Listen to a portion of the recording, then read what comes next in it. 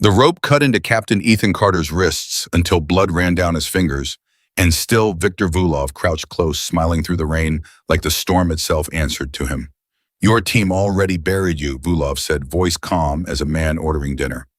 "No one is coming, not in this." Thunder cracked overhead and Carter spat blood at his boots. Vulov's smile didn't move. He raised his knife to Carter's throat, almost gentle, almost curious. "Let's see how loud the ocean's favorite son can scream before the mountain swallows him whole." Before we go further, if this story is gripping you already, hit subscribe and stay with me until the very end and drop a comment telling me what city you're watching from tonight. I love seeing how far this story travels, so let me know where in the world you are.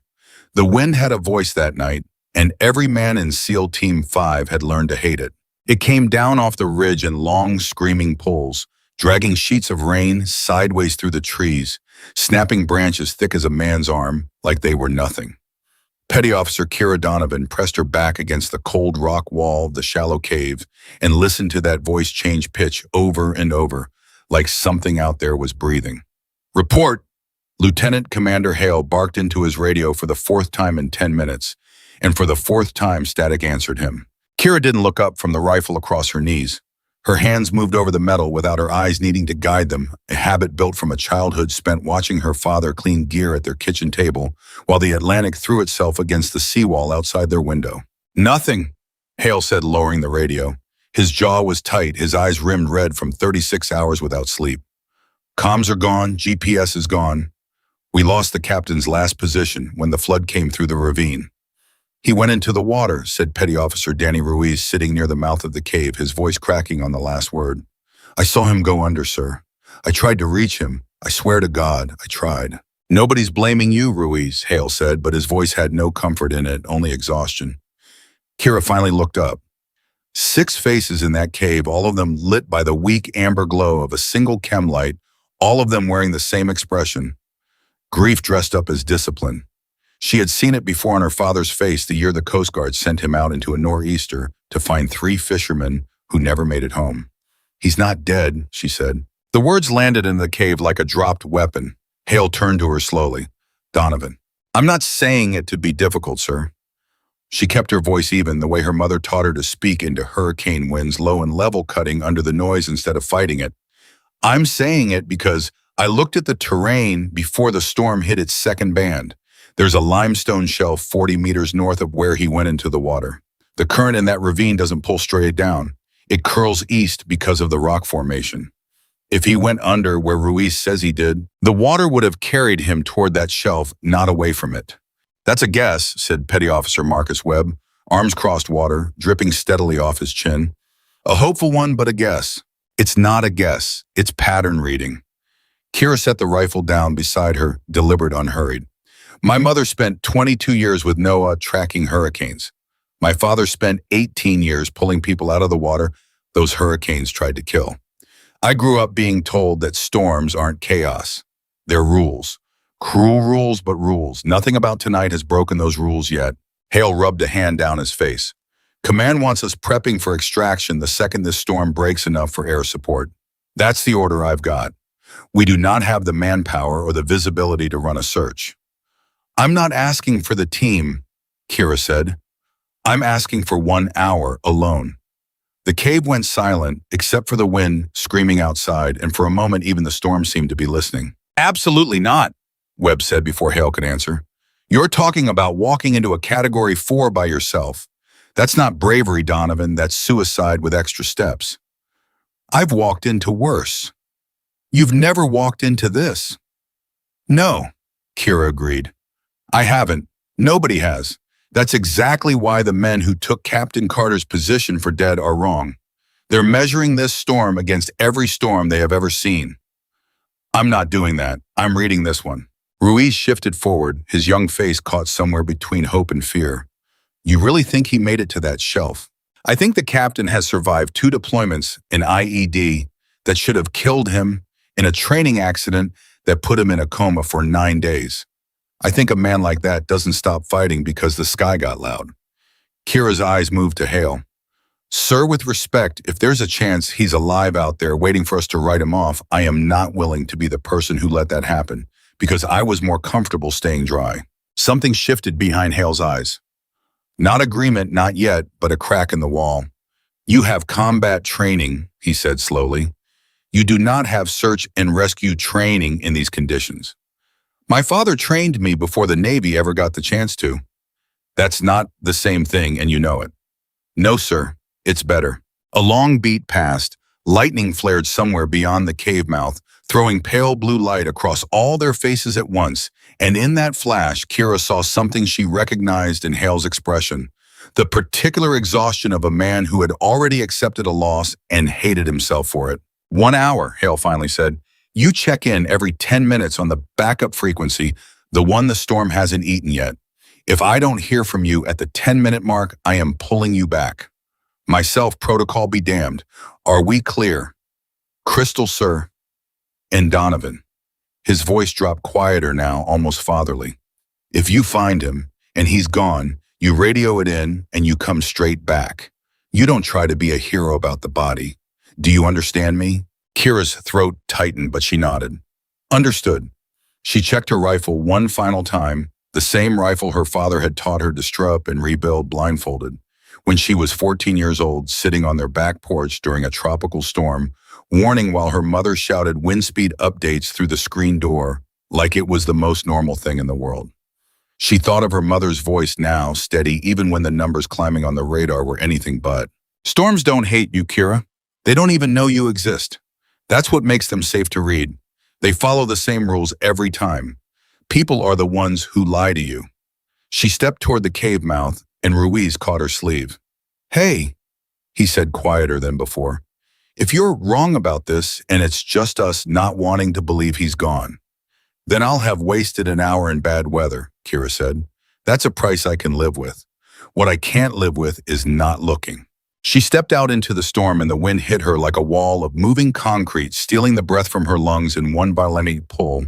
Rain came sideways, hard enough to sting through her jacket, and somewhere above the tree lines, something enormous cracked and fell with a sound like the mountain itself groaning. This was not weather. This was a living thing, and it did not care who it swallowed. Kira moved low, angling her body against the gusts the way her father had shown her on the docks, 100 times before using the wind's own rhythm instead of fighting it head-on. Every storm breathed in cycles, he used to say.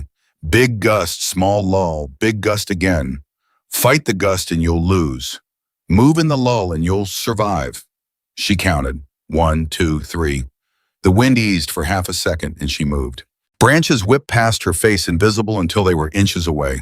Her boots sank into mud that pulled at her like it wanted to keep her, and still she pushed north toward the ravine, toward the limestone shelf that existed in her mind as clearly as if she'd already stood on it. The radio crackled against her ear. Donovan's status? Moving toward the ravine, she said, keeping her voice steady even as her lungs burned. Visibility under 10 feet, continuing. Copy, 10 minutes. The line went dead, swallowed by static, and Kira kept walking. She thought about her father then the way she always did in moments like this.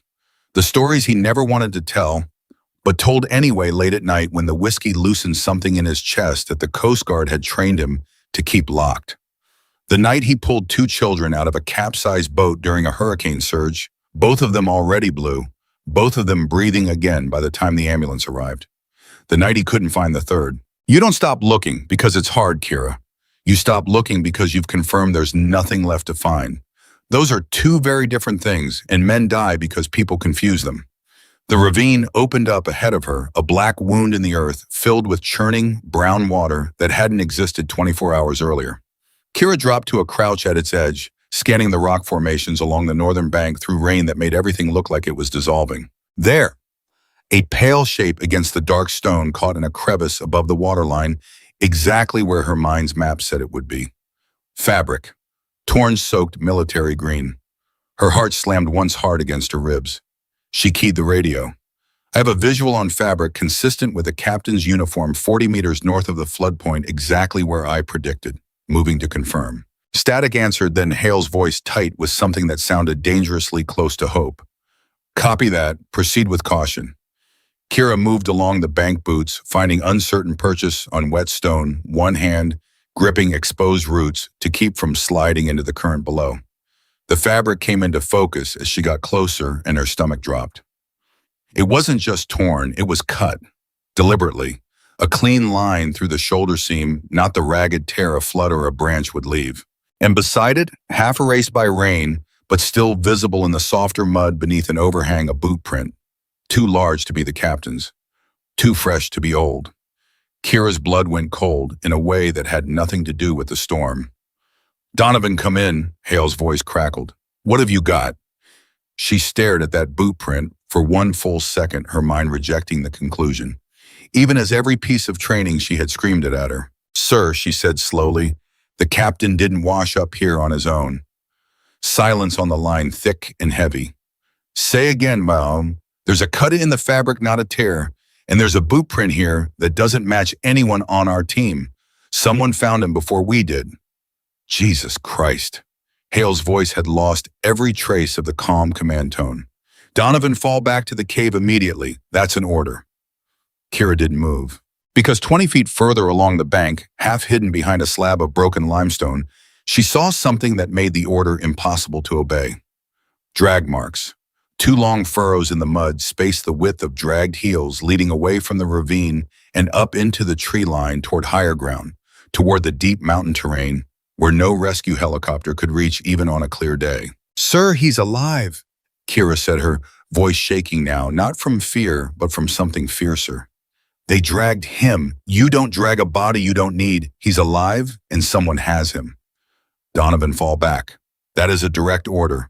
We do not have the assets to engage an unknown hostile force in this storm. We barely have the assets to survive it ourselves." "Sir, if I fall back now, we lose the trail. This mud is going to be gone in 20 minutes. The rain's getting worse, not better. I am not sending you into an unknown situation alone against an unknown number of hostiles. That is not caution. That's negligence on my part." Kira closed her eyes for 1 second, the wind screaming around her, rain running down the back of her collar in cold rivers, and she thought of her mother's voice one more time. "You don't run from the storm, Kira. You run with it until you understand exactly what it's trying to do. Then, and only then, you decide whether to fight it." "Copy, sir," she said, falling back. She didn't fall back. Not yet. She followed the drag marks 11 more meters, low and silent. Every sense stretched tight until the terrain rose sharply and the tree line thickened into something almost like shelter from the wind. And there, through a gap in the storm-torn brush, she saw movement that stopped her heart cold. 4 men. 4. Dressed in dark tactical gear that had nothing to do with any branch of the United States military, moving with the disciplined efficiency of trained operators, not looters, not opportunists. Professionals. And between 2 of them, barely conscious blood running from a gash above his eyebrow, wrists bound in front of him, was Captain Ethan Carter, alive. Kira pressed herself flat against the wet rock, heart hammering so hard she was certain the wind alone couldn't hide the sound of it, and watched a 5th man step out from the tree line to meet the group. Tall, broad through the shoulders, moving with an unhurried confidence that immediately marked him as the one giving orders. Even soaked to the skin, even standing in a storm that had already claimed lives, he looked utterly unbothered, like the hurricane was simply weather he'd decided to walk through. "You're certain no one saw the extraction point?" The man said, his accent thick, Eastern European, his voice carrying an authority the others clearly respected. "The storm covered everything, sir," one of his men answered. "Their team believes he drowned." The tall man crouched in front of Carter, gripping his chin, tilting his face up into the rain. Carter's eyes were barely open, glassy with pain, but Kira saw something flicker there. Defiance. Even now. "Captain Ethan Carter," the man said almost fondly, like greeting an old acquaintance. "Your government spent considerable resources training you into what you are. It seems a waste to let a hurricane finish what we came here to start." Carter spat blood at his boots, the same gesture Kira would replay in her mind 1,000 times in the days that followed, and rasped, "Go to hell, Volkov." Vulov's smile didn't falter. If anything, it deepened, sharpened, turned into something far colder. "We have a long walk ahead of us, Captain, and a great deal of time to discuss what you know about your team's operations in this region. I suggest you use the time to consider how much pain you're willing to endure before you decide talking is easier than silence." He straightened, gestured to his men, and the group began moving deeper into the storm, dragging Carter between them like cargo. Kira didn't move for 3 full seconds after they vanished into the trees, her mind racing through everything she had just heard, every implication crashing over her one after another. This wasn't a rescue mission anymore. This was an extraction under fire against a team that had planned this, that had been waiting in that ravine for exactly this kind of chaos to provide cover. She keyed her radio with shaking fingers. "Sir, this is Donovan. I need you to copy this exactly." Static, then Hale's voice sharp with tension. "Go ahead. Captain Carter is alive. He's a prisoner. I have visual confirmation of a 5-man hostile force, foreign operators, well-trained, well-equipped, moving him further into the mountain interior. Their leader identified himself or was identified as Volkov, and he mentioned wanting information about our operations in this region. This isn't opportunistic, sir. This was planned." The silence that followed lasted long enough that Kira wondered if the storm had finally killed the connection entirely. "Say that again," Hale said, finally his voice tight and strange. "Captain Carter is alive, sir, and he's being taken by a hostile force that was waiting for exactly this kind of storm to strike." Jesus Christ! A pause, and Kira could hear him relaying the information to the rest of the team. Behind him could hear Ruiz's voice crack with something between horror and desperate relief. "Donovan, listen to me very carefully. You are to observe and report only. Do you understand? We are calling this in through every channel we have left, and we are getting you every asset available. The second this storm allows air support, but you do not under any circumstances engage. Is that understood?" Kira watched the tree line where the men had disappeared, rain streaming down her face, and felt something settle in her chest, cold and certain and immovable. "Understood, sir," she said. She had no intention of keeping that promise. Because she had watched her father come home broken year after year, from every rescue where he arrived 1 hour too late, and she had promised herself as a child sitting at that kitchen table that if she was ever the 1 hour away from saving someone, she would never let herself be the reason it wasn't enough. She moved, low silent, matching her steps to the storm's rhythm, the way she had been taught since before she could ride a bicycle. Kira followed the drag marks and the fresh boot prints deeper into the mountain, deeper into a storm that had already tried to kill everyone in it once and clearly intended to try again. The terrain climbed steadily, the trees growing denser, the wind somehow finding new ways to scream through gaps in the rock that acted like a natural amplifier. Twice she lost the trail entirely, the rain erasing everything within minutes, and twice she forced herself to stop, to close her eyes, to think the way her mother had taught her to think, following pressure systems and drainage patterns instead of visible tracks. They would move toward shelter, she reasoned. Professionals wouldn't risk exposure in a Category 4 any more than necessary. There would be a cave system or an old structure, something with walls between them and the storm. She found the trail again 40 minutes later, fresher this time, and her radio crackled once more. "Donovan's status?" Hale's voice tighter than before. "Still tracking," she said, which was true if not the whole truth. "Air support is grounded until the iPass's best estimate is 90 minutes. Command wants confirmation on numbers and position before authorizing anything further." "Copy." She clicked off before he could say more, before he could repeat the order to observe, only because she already knew that in 90 minutes, in the hands of a man who smiled while ordering torture, Captain Ethan Carter might not still be alive to rescue. The trail led her to the mouth of a cave system carved into the mountainside, and through the wind, she caught the faint orange flicker of firelight deep inside, protected from the storm by thick stone walls. Voices drifted out low and clipped, speaking in a language she didn't recognize, but understood the tone of perfectly. Business. Cold, practiced business. Kira pressed herself against the rock just outside the entrance, rifle steady in her hands, and listened. "He hasn't spoken," one voice said in accented English, clearly for the benefit of whoever was listening. "Volkov wants results by morning." "He'll speak," another voice answered. "They always speak eventually." Inside her chest, something Kira had spent years learning to control began to burn hot and furious, and entirely unlike the calm, calculating person she usually was in situations like this. She thought of her father's hands shaking around a coffee mug the morning after he failed to find that third child, and she thought of Ruiz's voice cracking in the cave, and she thought of Captain Carter spitting blood at his captor's boots, even while bound and beaten and utterly outnumbered. She was one operator against at least 5 hostiles in a Category 4 hurricane, with no backup for at least 90 minutes. By every rule of engagement she had ever been trained under, this was exactly the kind of situation that got people killed. And she was going in anyway. Kira eased backward from the cave mouth, circling to higher ground, where a narrow ledge overlooked the entrance, giving her both an angle and, more importantly, distance. If she was going to do this, she was going to do it the way her father had taught her to do everything dangerous. Not with recklessness, but with precision.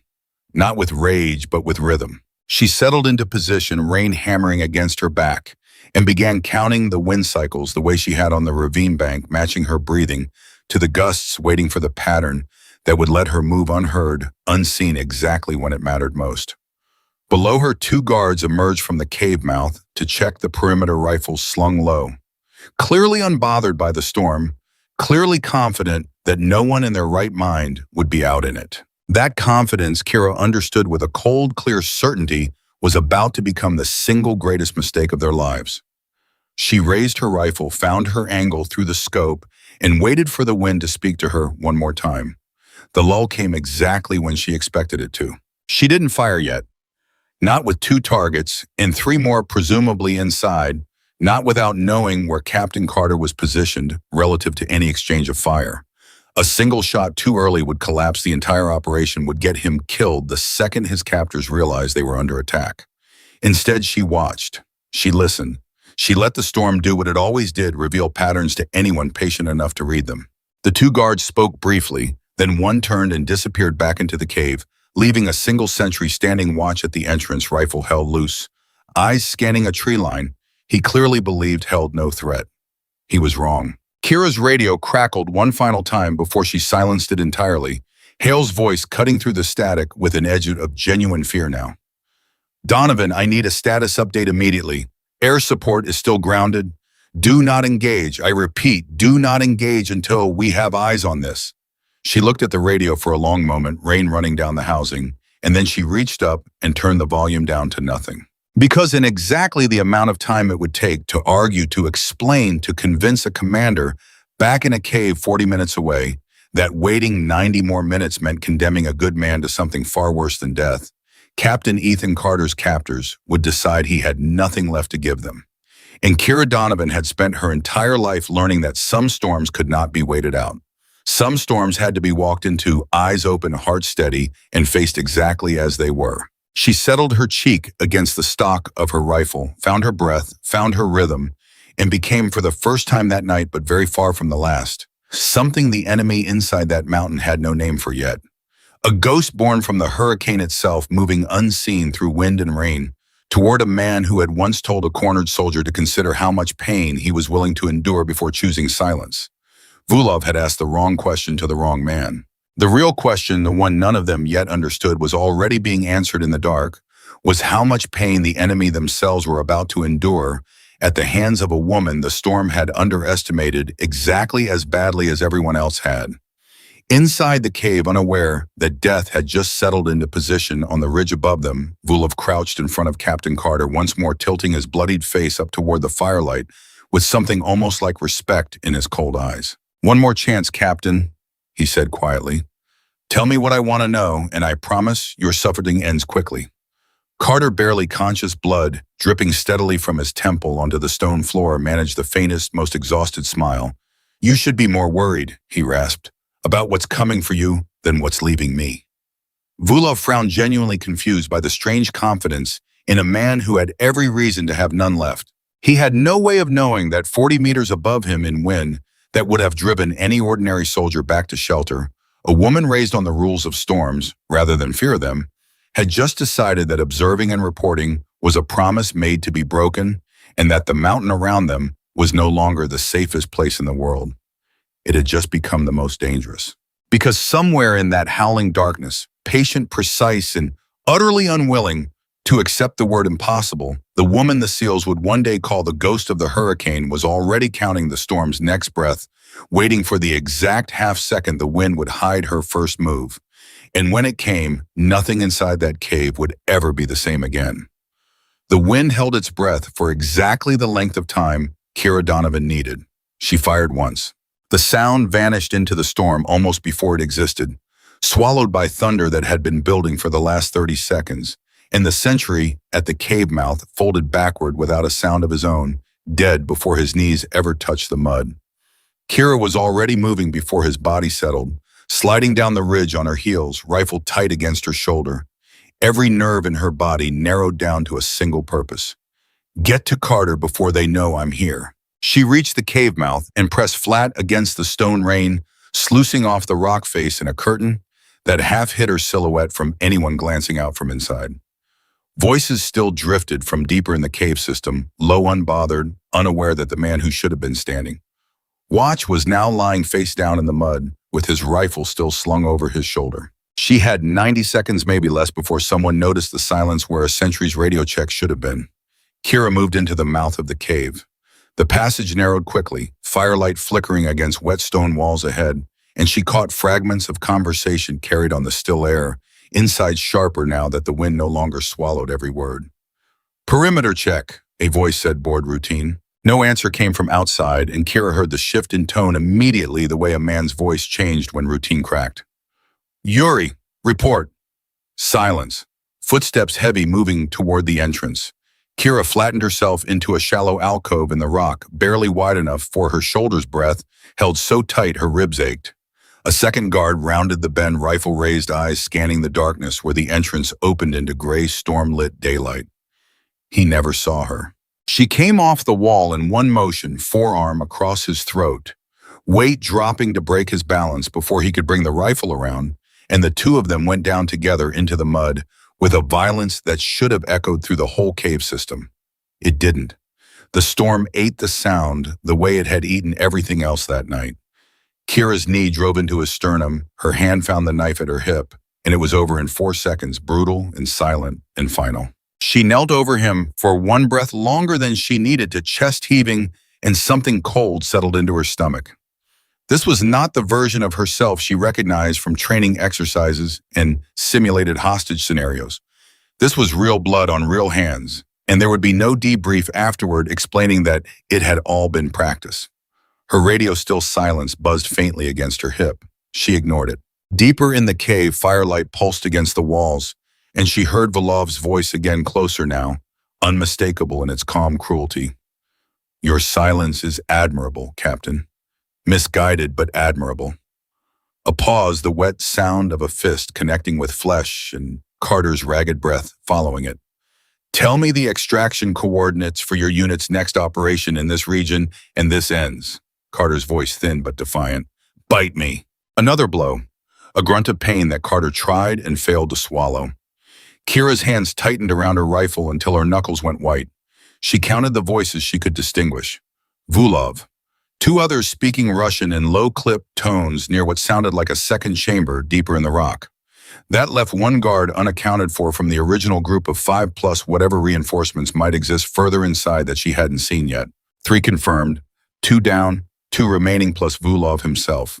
The math was better than it had been an hour ago. It was still not good. She eased forward along the passage wall, boots silent on wet stone, until she reached a bend that opened into a wider chamber lit by a single fire built against the far wall.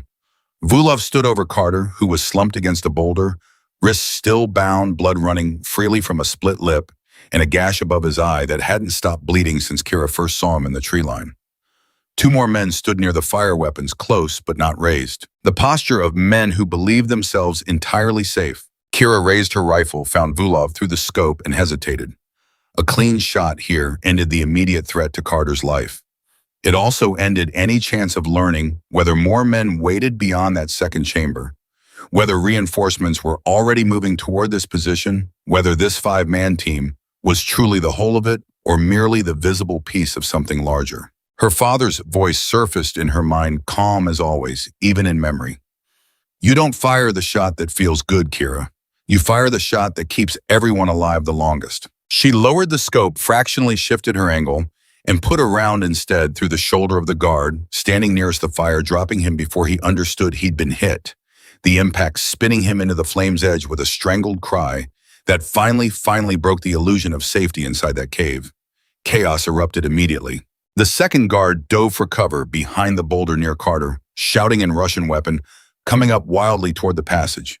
Vulov moved with startling speed for a man his size, dragging Carter upright by the collar and using his body as a shield in one smooth practiced motion, proving in half a second exactly why he commanded a unit like this one. "Come out then," Vulov called into the darkness, voice steady despite the blood now running from his wounded man's shoulder.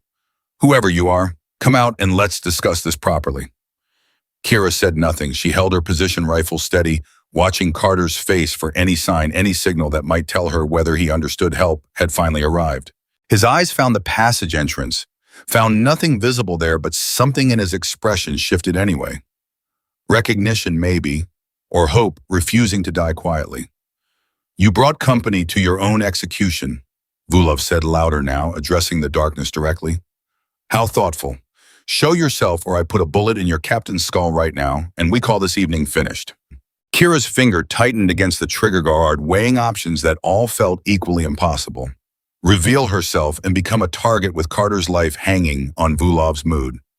Stay hidden and risk him following through on the threat out of frustrated pride. The remaining guard crouched behind the boulder suddenly broke cover, sprinting toward the passage entrance, where he believed the shooter must be positioned, weapon blazing wildly into the dark. Kira dropped, hit him mid-stride, a single round center mass, and in the half-second of confusion that followed, Vulov's grip on Carter loosened just enough. It was all Carter needed. Even bound, even bleeding, even half-conscious from the beating he'd absorbed for hours, Ethan Carter drove his shoulder backward into Vulov's chest with everything his body had left breaking free and collapsing sideways onto the cave floor as Vulov staggered back a full step, cursing in two languages at once. "Now," Kira breathed and moved. She came out of the passage, low and fast, rifle up, and put herself between Vulov and Carter's sprawled body before the mercenary leader could recover his footing. For the first time, Vulov saw her clearly, rain still dripping from her jacket eyes, hard as the storm outside, and something in his expression flickered from fury into genuine, startled reassessment. "A woman," he said, almost amused despite everything. "They sent a woman alone into this." "They didn't send me anywhere," Kira said. "I came on my own." Vulov's hand drifted slow and deliberate toward the sidearm holstered at his hip. "Then you made a decision that's going to get you killed." "Try it," Kira said, "and find out which one of us is right." The standoff held for one taut, endless second, rain hammering the world outside, fire crackling behind Vulov's broad shoulders, and then he did something Kira hadn't expected. He smiled. "You have good instincts," he said. "Whoever trained you did excellent work. It's a shame we're on opposite sides of this. Hands where I can see them." Instead, Vulov's hand moved. Kira fired first. The round took him high in the shoulder, spinning him backward into the rock wall with a grunt of pain and fury. And for one heartbeat, she thought it was over. Thought the fight had ended as cleanly as she'd hoped. Then Vulov, blood streaming down his arm, laughed low and dark and lunged sideways out of the firelight into the shadows beyond, vanishing into a second passage before she could line up another shot. "Kira," Carter's voice, hoarse and desperate, pulled her attention away from the pursuit she desperately wanted to make. "Don't! There could be more of them back there. Get me out first." She hesitated only a moment before crossing to him, cutting the bindings at his wrists, with two efficient strokes of her knife hauling him upright with an arm braced under his shoulder. He swayed, nearly went down again, and she caught his full weight against her side. "Can you walk?" "I can try." "Trying's going to have to be enough." They made it 3 steps toward the passage before a voice ragged with pain and rage echoed from the darkness Vulov had disappeared into. "You'll regret this," Vulov called, his accent thicker now, strained. "I have more men than the ones you've killed tonight. This storm is not your ally. It is mine. I've fought in worse." "Then come prove it," Kira called back, refusing to let the fear in her chest reach her voice. "Or run. Either way, I'm walking out of here with him." No answer came, only the sound of retreating footsteps deeper into the mountain and the distant, furious slam of something heavy, a door or a rock barrier, sealing shut. Kira didn't wait to find out what it meant. She got Carter moving, half dragging him through the passage and out into the storm, back into wind and rain that felt almost merciful after the tension inside that cave. "Radio," Carter managed, voice slurred with exhaustion and blood loss. "Call it in." She reached for the radio at her hip and turned the volume back up, static, exploding immediately into frantic, overlapping voices. Pete Donovan responded immediately. "This is Hale, if you can hear this." Donovan here, she said breathless, half carrying Carter down the muddy slope away from the cave. I have the captain. He's alive. Wounded but alive. I need immediate extraction. I have at least one hostile still active in the area, and possibly more. The relief that exploded across the radio line was almost audible, even through the static, Ruiz's voice cracking somewhere in the background, Hale's tightly controlled shout cutting through it all. Copy that, Donovan, copy that. Hold your position. We are moving to you now. Do you understand me? Hold position, and we will reach you. Negative, Kira said, scanning the tree line behind them for any sign of pursuit. I'm not holding here. This position is compromised. I'm moving toward the ravine, toward the original extraction point. Meet me there, Tam. Donovan, that's a 40-minute hike in these conditions. The captain needs medical attention, Sal. I know exactly what he needs. Kira snapped, adrenaline finally cracking through the calm she'd maintained for the last hour.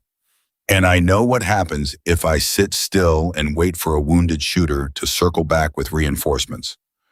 Moving to the ravine, copy. A pause heavy with everything Hale wasn't saying, and then copy, we're coming. She clicked off and looked down at Carter, whose eyes had drifted half shut, his weight growing heavier against her side with every step. Stay with me, sir, she said. You don't get to check out now, not after everything tonight. Wasn't planning on it, Carter murmured, a ghost of a smile flickering across his bloodied face. Just resting my eyes. Your eyes can rest when we're on a helicopter, not before. They pushed on through the storm, the wind still screaming, but somehow less menacing, how familiar in a way it hadn't been before, like an opponent she'd already tested and found she could handle. Twice, Carter's legs buckled entirely, and both times Kira caught him adjusting her grip, refusing to let the ground claim him, now after everything it had failed to close him for already. How did you find me? Carter asked at one point, his voice barely audible over the rain. Terrain reading. My mother's training mostly. I figured the current would carry you east toward the limestone shelf. You figured right. I usually do. A weak laugh escaped him, turning into a wince as it pulled at the cut on his lip. Command wrote me off, declared me KIA before the 6-hour mark. I know. You didn't. No, Kira said. I didn't. Carter was quiet for a long moment, his steps growing steadier as adrenaline fought through the fog of exhaustion and blood loss. Why not everyone else did the math and got the same answer? Because the math was wrong, Kira said simply. People treat storms like they're random, like anything could happen, and there's no point trying to predict it. That's not true. Storms follow patterns. People just don't take the time to learn them. That's not really an answer to my question. Kira glanced sideways at him, rain running down both their faces, the ravine finally coming into view through the trees ahead.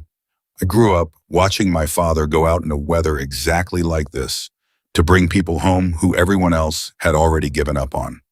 I wasn't going to be the person who gave up on you before I'd even tried. Something shifted in Carter's expression, something that went beyond simple gratitude into a kind of recognition, like he was seeing her clearly for the first time, despite having served alongside her for over a year. Remind me, he said, to make sure Command knows exactly what you did tonight. Let's focus on getting you off this mountain first. They reached the edge of the ravine as the storm's fury seemed to ease fractionally, the wind dropping from a scream to something closer to a furious growl, and Kira allowed herself the first full breath she'd taken in what felt like hours. That was when she heard it. A branch snapping deliberate, too controlled to be the storm. She spun, rifle coming up instantly, shoving Carter behind her with her free arm, and found herself staring into the tree line at a figure emerging from the shadows. Blood soaking through the shoulder of his tactical jacket, face pale, but eyes burning with fury and something close to admiration. Vulov. Not alone. Two more men flanked him, weapons raised, faces set with the grim determination of soldiers who understood exactly how badly this operation had gone and had decided there was only one way left to salvage it. I told you, Vulov said, breathing hard, blood dripping steadily from his fingertips, that I have fought in worse storms than this. Kira's mind raced through the math with brutal speed. 3 armed hostiles. 1 wounded commander she couldn't leave behind.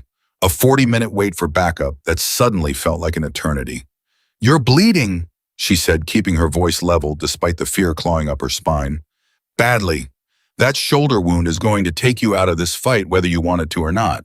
Perhaps, Vulov acknowledged, raising his own weapon, despite the obvious strain it cost him. But I don't need my shoulder to pull a trigger. Neither do I, Kira said and fired.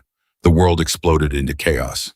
Vulov's men returned fire immediately, rounds tearing through the rain around them, and Kira dragged Carter down behind a fallen log with a strength she didn't know she still had left in her, rolling them both into whatever cover the terrain offered. Wood splintered above their heads, mud sprayed from impacts inches from her boots, and for the first time that night, real terror flooded through her, sharp and cold and impossible to fully suppress. "Stay down," she gasped to Carter, who was struggling to reach for a weapon that wasn't there, his bound wrists still weak from hours of restraint. "I can help," he insisted, voice slurred but determined. "You can help by staying alive. I've got this." She didn't have this, not entirely, not with 3 hostiles pinning her down with superior numbers and her own ammunition dwindling with every exchange. But she said it anyway because Carter needed to hear. It needed something to hold on to in a moment that had already asked too much of him. A round tore through the log, inches from her shoulder, and Kira felt the wood explode into splinters against her cheek, a line of fire opening across her skin that she barely registered through the adrenaline flooding her system. "Donovan!" Hale's voice screamed through the radio, static crackling violently. "We hear gunfire. Report your position immediately." "Under fire at the ravine," she shouted back, not caring anymore about comm-controlled radio protocol. "3 hostiles need immediate support. I say again, immediate support. We're 2 minutes out. Hold on. Just hold on." 2 minutes felt like an eternity, with rounds still chewing through the log above her head, with Vulov's voice carrying through the storm, cold and furious, now stripped entirely of its earlier civility. "You've cost me my team," he shouted. "You've cost me everything tonight. I am not leaving this mountain without something to show for it." Kira risked a glance over the log, saw Vulov's remaining 2 men advancing in a slow, disciplined arc meant to flank her position, and understood with brutal clarity that she had perhaps 90 seconds before her cover became meaningless. She looked at Carter, at the fear and frustration warring in his exhausted eyes, at the man she had walked into a hurricane to save, now facing the very real possibility of dying anyway on this ravine, this close to the extraction point that should have meant safety. Not today, she thought, not after everything it took to get here. She rose from cover in one fluid motion, rifle already tracking, and fired twice in rapid succession. The first shot caught the nearest flanking hostile in the chest, dropping him instantly into the mud. The second went wide as she was forced to drop back down under a fresh volley of return fire, Vulov's voice screaming something in Russian that needed no translation to understand as pure undiluted rage. 1 down, 1 hostile remaining, plus Vulov himself wounded, but far from finished. "Kira," Carter said suddenly, his voice sharper, now more present than it had been in the last hour. "Behind you." She spun just in time to see the second flanking hostile break from the tree line at close range, weapon raised close enough that she had no time to properly aim, only to react. She drove the stock of her rifle up into his jaw with everything her body had left, the impact staggering him half a step, and followed it with a knee that dropped him, fully disarming him before he could recover enough to fire. 3 down. Only Vulov remained, and even wounded, even bleeding heavily from a shoulder wound that should have sent any reasonable man retreating toward medical attention hours ago, he advanced through the rain with the terrifying calm of a man who had simply decided that dying today was preferable to losing today. "Impressive," he said, weapon raised despite the visible tremor in his wounded arm. "Truly, I underestimated you completely." "Everyone does," Kira said, rifle steady, despite her racing heart, despite the blood running down her cheek from the splinter wound, despite every part of her body screaming with exhaustion. "It's usually the last mistake they make." The 2 of them stood facing each other across the muddy ground, rain hammering down between them both, weapons raised, both fingers resting against triggers that could end this in a single fraction of a second. "Lower your weapon," Kira said, "and this ends without more bloodshed." Vulov's smile returned thin and cold. "We both know that's not how tonight ends." Somewhere behind them, faint but growing rapidly louder, the distinctive, rhythmic thunder of an approaching helicopter cut through the storm's own roar, and something in Vulov's expression flickered, a calculation shifting behind his eyes, as he registered exactly what that sound meant for his remaining options. "Your friends are close?" he said, almost conversational, despite the blood soaking his entire side now. "They are." Then I suppose he said, this is where I decide whether tonight ends in my death or my retreat. Those are your only two options, Kira agreed. I choose carefully. For one impossibly long second, Vulov's finger tightened against his trigger, and Kira braced herself, certain the choice had already been made, certain the coming seconds would decide everything. Then with a bitter, furious curse in a language she didn't understand, Vulov lowered his weapon, fractionally backing toward the tree line with his wounded arm cradled against his chest, eyes never leaving hers. This isn't finished, he said. You've made an enemy tonight that does not forget and does not forgive. Get in line, Kira said. You're not the first person to threaten me, and this storm hasn't managed to kill me yet either. Vulov held her gaze one final moment, something unreadable passing behind his eyes, and then he turned and vanished into the tree line, swallowed by rain and darkness and the storm that had somehow, despite everything, become more her ally than his tonight. Kira didn't lower her weapon until the sound of his retreat had faded entirely beneath the growing thunder of the approaching helicopter, and only then did the adrenaline holding her upright finally begin to drain away, leaving her legs shaking, her hands trembling around a rifle, suddenly too heavy to hold steady. She turned back to Carter, who had managed to pull himself into a sitting position against the fallen log, watching her with an expression she couldn't quite name, something between awe and gratitude, and a kind of quiet, dawning respect that went beyond simple rank or protocol. You're bleeding, he said, nodding toward the line of blood tracking down her cheek. So are you, considerably more than me. Fair point. He attempted a smile that didn't quite land exhaustion, finally winning the battle his body had been fighting for hours.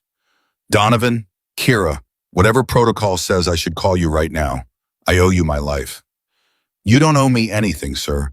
I did what anyone should have done. No, Carter said, quiet but firm, something in his voice leaving no room for her usual deflection. You didn't do what anyone should have done. You did what almost no one would have done. There's a difference, and I need you to understand that difference, because I have a feeling Command is going to try very hard to make this into a footnote, and I am not going to let that happen. Kira didn't answer, too exhausted and too raw from everything the last hours had demanded of her to fully process his words, and instead knelt beside him, checking the wound above his eye, with hands that had finally mercifully stopped shaking quite so badly.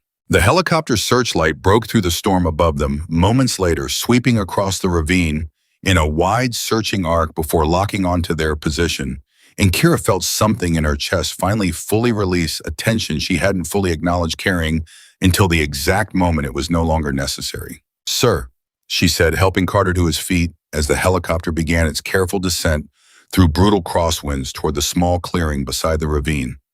I think it's time we got you somewhere with actual walls.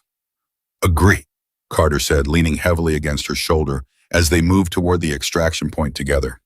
Though for the record, petty officer, I'd follow you into a hurricane again without hesitation. Let's hope it doesn't come to that. Something tells me, Carter said, glancing back once toward the dark tree line where Vulov had disappeared, blood and rage and a promise of unfinished business trailing behind him, that tonight might not be the last time this particular storm follows us.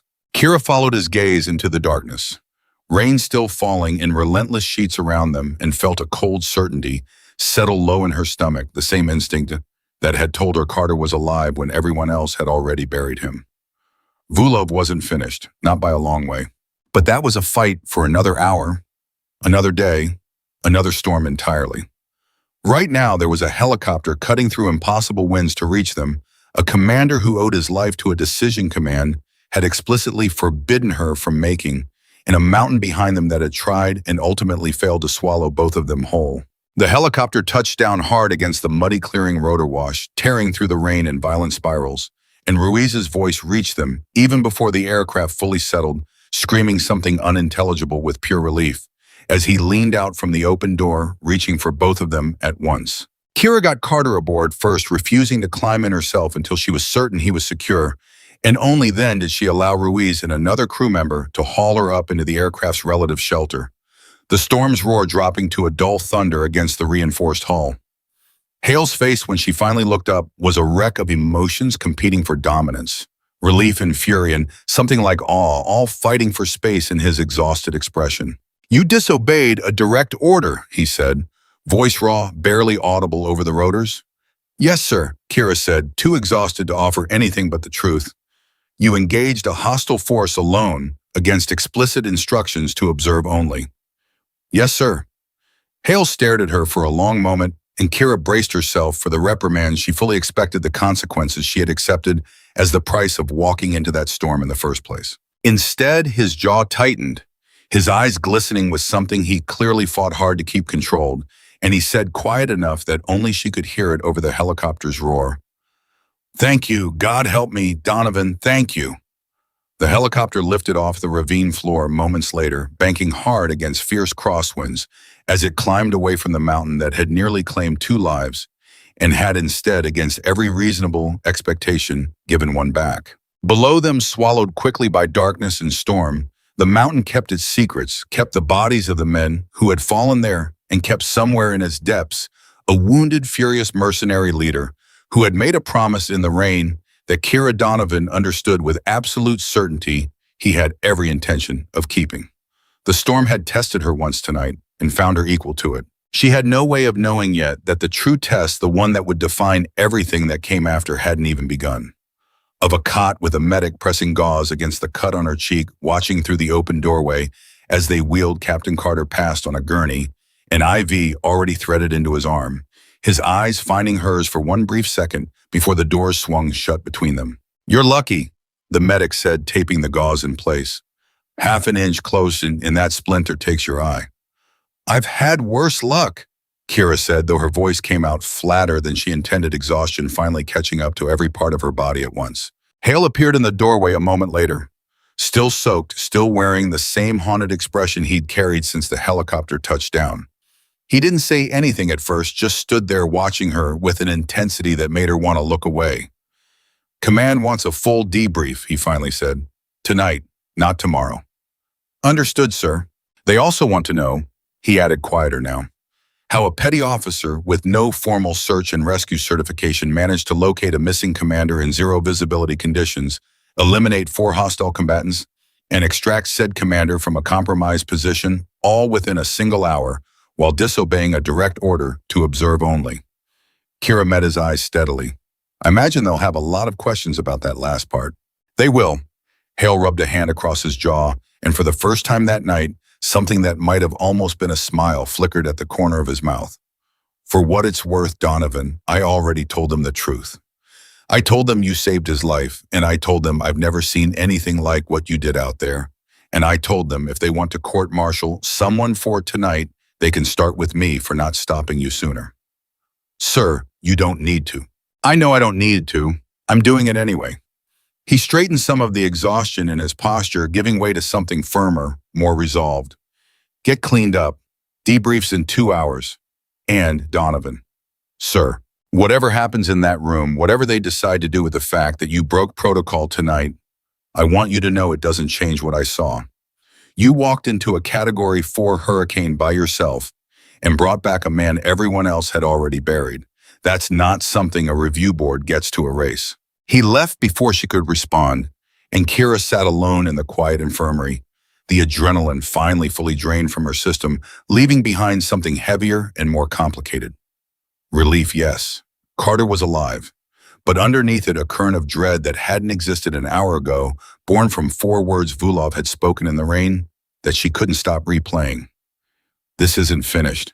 By the time she made it to her quarters to change out of soaked, mud-caked gear, word had already spread through the base with a particular speed that only military gossip achieved, faster than any official channel could manage. She caught fragments of it in hallways in the mess hall, in the careful, curious glances of people she'd served alongside for over a year, but who now looked at her like she was someone entirely new. Ruiz caught up with her outside the debrief room, practically vibrating with a mixture of relief and disbelief that he hadn't fully processed yet. "You went in alone," he said, not quite a question. "Against 5 of them in that." "I didn't count them beforehand," Kira said. "If I had, I probably wouldn't have gone." "That's insane." Ruiz shook his head slowly, something like awe breaking through the exhaustion on his young face. "That's actually insane, Donovan." "Probably." "You saved his life. We'll see what command thinks about the method." The debrief room was smaller than she expected. A single table, harsh fluorescent light, 3 officers she didn't recognize seated across from her alongside Hale, who took a chair slightly apart from the others, close enough to her side that it felt deliberate. A woman with silver hair and a Navy captain's insignia sat at the center of the table, her expression unreadable, as she opened a manila folder and studied it for a long moment before looking up. "Petty Officer Donovan," she said. "I'm Captain Reyes, Naval Special Warfare Command. I've read Lieutenant Commander Hale's preliminary report. I'd like to hear the events of tonight in your own words, starting from the moment you requested permission for a solo reconnaissance." Kira told it plainly without embellishment. The terrain analysis, the boot prints, the drag marks, the moment she realized Carter was a prisoner, rather than a casualty. The decision to continue past the point where she'd been ordered to fall back. Reyes listened without interrupting her expression, giving away nothing. And when Kira finished, the silence in the room stretched long enough to feel dangerous. "You disobeyed a direct order from your commanding officer," Reyes finally said. "Yes, ma'am. Twice, according to this report. Once when ordered to fall back after discovering the captain was a hostage, and again when ordered to observe only rather than engage." "Yes, ma'am. Do you understand that under different circumstances, that pattern of behavior ends careers, sometimes worse than careers?" "I understand that, ma'am." Reyes studied her for a long moment, something shifting behind her carefully neutral expression.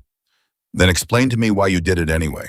Kira held her gaze and for the first time since walking into that room allowed some of the exhaustion and rawness of the night to show through her carefully controlled composure. "Because I was 90 minutes from backup, and the man giving orders to Captain Carter's captors told him directly that he intended to hurt him until he talked.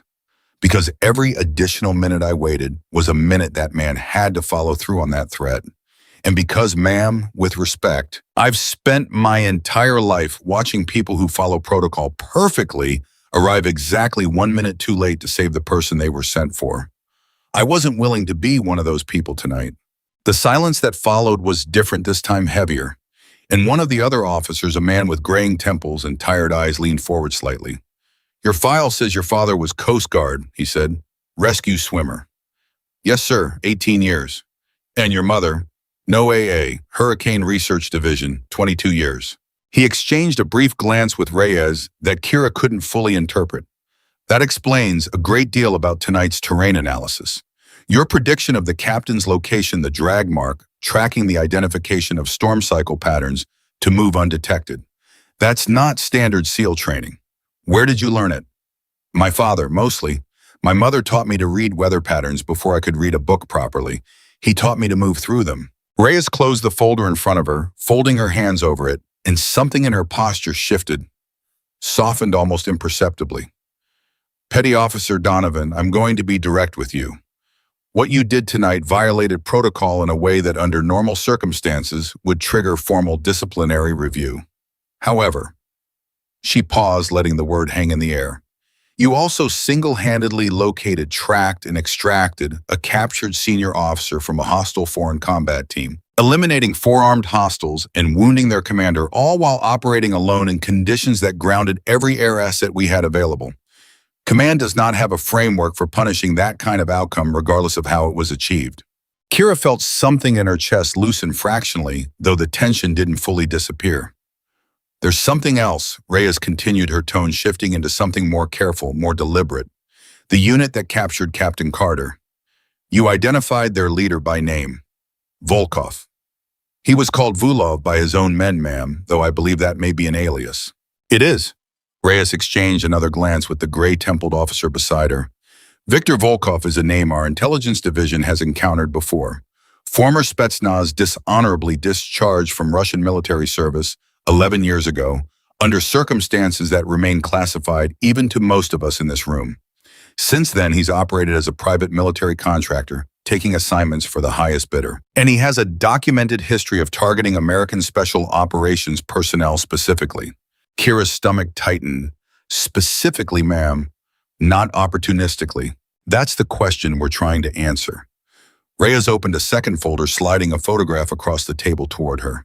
It showed a satellite image of the ravine area annotated with markings Kira didn't fully understand. "Our analysts have reviewed the storm's development timeline against Volkov's team's likely staging and infiltration window. The timing doesn't support opportunistic action.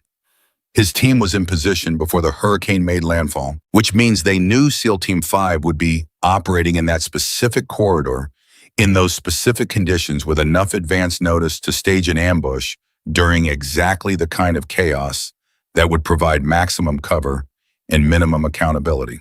The room went very quiet. "You're saying someone told them," Kira said slowly. "I'm saying," Reyes said, choosing her words with obvious care, "that we cannot currently rule that possibility out." Hale, who had remained silent through most of the debrief, finally spoke, his voice tight with barely controlled anger. "Are you telling me my team was set up, that someone leaked our operational timeline to a foreign PMC? I'm telling you we're investigating that possibility with the seriousness it deserves," Reyes said. "And I'm telling you, Petty Officer Donovan, that tonight's events have raised this from an isolated incident to something Command believes may be part of a larger pattern, which is why I need to ask you something directly, and I need you to think very carefully before you answer." Kira straightened slightly. "Ma'am, Volkov's men mentioned wanting information about your unit's operations in this region. Did Captain Carter give them anything before you arrived?" "No, ma'am. I heard him refuse directly twice while I was positioned outside the cave." "And after your arrival during the engagement, was there any indication that Volkov himself extracted information from anyone else, present radio traffic documents, anything of that nature?" "Not that I observed, ma'am, though I wasn't present for the entire duration of his custody." Reyes nodded slowly, jotting something in the folder in front of her. "We'll need Captain Carter's account once he's stable enough to provide one. In the meantime, Petty Officer Donovan, I want to commend you formally and on the record for actions above and beyond what protocol required of you tonight. I also want to caution you that this investigation is far from over, and given Volkov's apparent history of targeting American operators specifically, there's a real possibility he'll attempt to finish what tonight started. He told me as much directly, ma'am, before he retreated. Then you understand the stakes better than most." Reyes closed the folder fully, her expression settling into something that carried both restraint and genuine concern in equal measure. "This debrief is concluded. Petty Officer Donovan, get some rest. You've earned it, and given what we may be facing, you're going to need it." The meeting broke apart shortly after officers filing out with hushed, urgent conversations already beginning about intelligence gaps and leak investigations, and Kira found herself alone in the hallway outside, the adrenaline that had carried her through the debrief finally draining away entirely, leaving her hollowed out and unsteady on her feet. Hale caught up with her before she made it back to her quarters, falling into step beside her with the particular quiet of a man who had something on his mind he wasn't sure how to say. "You did good in there," he said finally. "Didn't feel like it. Felt like being interrogated." "That's what a debrief after breaking 11 protocols in one night feels like," Hale said, a wry edge finally creeping into his voice. "Trust me, that was gentle. I've seen worse for a lot less." Kira managed a tired huff that was almost a laugh. "Comforting." They walked in silence for a moment before Hale spoke again, his voice quieter, now more personal. "Can I ask you something off the record?" "Sir, weren't you scared? Walking into that alone 5 armed hostiles, a Category 4 Hurricane Zero backup for 90 minutes. Kira considered the question seriously before answering, turning it over in her mind the way she turned over storm patterns, looking for the truth underneath the obvious answer. "I was terrified," she admitted, "the whole time, every step. But my father used to tell me fear isn't the thing that stops you from acting. Hesitation is. Fear just tells you the stakes are real. It's what you do next that matters." Hale studied her for a long moment, something like genuine admiration settling into his tired features. "Your father sounds like he was a hell of a man." "He was," Kira said, and something in her voice cracked just slightly, just enough for Hale to notice. He passed 2 years ago. Heart attack. Ironically, the storms never got him. His own heart did." She looked away toward the window at the end of the hallway where rain still streaked the glass, the hurricane's outer band still lashing the base even now. "He would have loved tonight in a strange way. Would have told me I did everything right and everything wrong in the same breath." "Sounds like a fair assessment," Hale said quietly. Kira allowed herself a small smile, the first genuine one since the storm began. Yeah, it probably would have been. She made it back to her quarters, eventually showered off the mud and blood that had dried into her hair and under her fingernails, and sat on the edge of her bunk for a long time afterward, staring at nothing, replaying the night in fragments that refused to settle into any coherent order. The sound of the round leaving her rifle, the weight of Carter's body against her shoulder as she half carried him through the storm.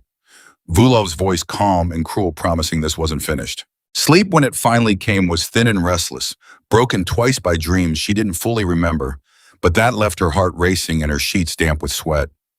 She woke before dawn to the sound of someone knocking on her door, sharp and urgent, and opened it to find Ruiz standing there, his face pale in the hallway's dim emergency lighting. "You need to come to medical," he said. "It's Carter. He's asking for you specifically. Says it's urgent." Kira was dressed and moving within 90 seconds, following Ruiz through corridors, still humming with the low tension of a bass that hadn't fully processed the night before, and found Carter propped up in a hospital bed, IV lines still threaded into his arm, a fresh bandage covering the gash above his eyebrow, but his eyes sharp and alert in a way they hadn't been in that cave. "You wanted to see me, sir." "Close the door," Carter said, and something in his tone made her comply immediately, the urgency in his voice unmistakable, even through the exhaustion still weighing down every word. "What's wrong?" "I remembered something he said while they were stitching me up. Something Volkov said before you got there that I didn't think mattered until I had time to actually think it through." Kira pulled a chair close to the bed, sitting down slowly. "Tell me." "He wasn't just asking about operational timelines," Carter said, his voice low and urgent, despite his obvious exhaustion. "At one point before you arrived, he mentioned a name. Said it almost casually, like he expected me to react to it. Said your Colonel Ashford will be very interested in how this concludes." Kira frowned. "Colonel Ashford, that's Regional Command," Carter finished grimly. "He oversees operational planning for this entire corridor. He's the one who signed off on our deployment timeline into that ravine before the storm hit." The implications settled over the room like a physical weight, and Kira felt her pulse quicken with the same cold certainty that had gripped her when she first saw those drag marks in the mud. "You think Colonel Ashford leaked the operation?" she said slowly. "I think," Carter said, "that a private military contractor with a documented grudge against American special operators shouldn't know the name of a regional commanding officer casually enough to drop it in conversation like small talk. And I think Reyes needs to hear this immediately, because if Ashford is compromised, this wasn't a one-time ambush. This is an ongoing vulnerability that's going to get more people killed the next time we deploy into that region." Kira stood immediately. "I'll get Reyes." "Kira." Carter's voice stopped her at the door, and she turned back to find him watching her with an expression that had shifted, softened, something more personal, breaking through the operational urgency. "Before you go, I never properly thanked you for last night, for not listening to a single order that would have gotten me killed." "You don't have to thank me, sir." "I know I don't have to. I want to." He held her gaze steadily. "I've served with a lot of operators over the years. I've never seen anyone do what you did last night. Walk into a Category 4 alone, track a target through conditions that should have made it impossible, and then fight your way through an ambush to bring someone home who everyone else had already given up on. That's not training. That's something else entirely." Kira felt heat rise in her cheeks despite the exhaustion still weighing on every part of her. "I just refused to stop looking, sir. That's all it was." "That's not all it was," Carter said quietly, "and I think you know that." She left the room before the moment could stretch any further into territory she wasn't prepared to examine, her mind already racing ahead toward Reyes, toward the implications of a compromised regional commander, toward the growing certainty that last night's storm had been only the opening move in something far larger and far more dangerous than a single ambush in the mountains. Reyes received the information with the same controlled, careful expression she'd worn throughout the debrief, though Kira caught the brief flash of genuine alarm that crossed her face when Carter's account of Ashford's name reached her.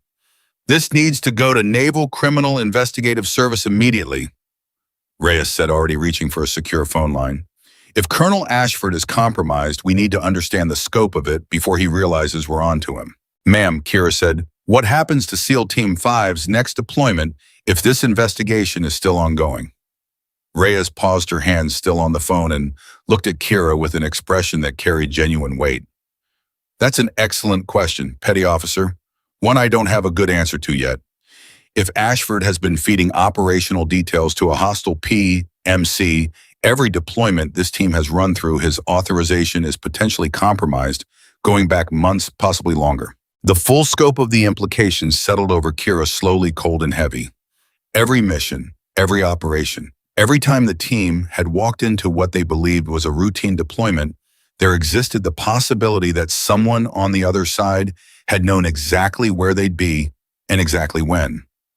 How many operators, she said slowly, have we lost over the time period we're talking about that might not have actually been combat casualties in the way we assumed?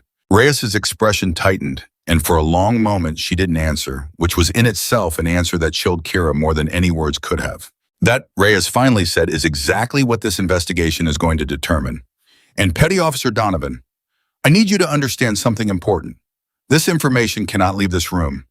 Not to your teammates, not to anyone outside command and NCIS until we understand the full scope of what we're dealing with. If Ashford has allies, people who might tip him off that we're investigating, we lose any chance of catching him before he covers his tracks entirely. Understood, ma'am. Good.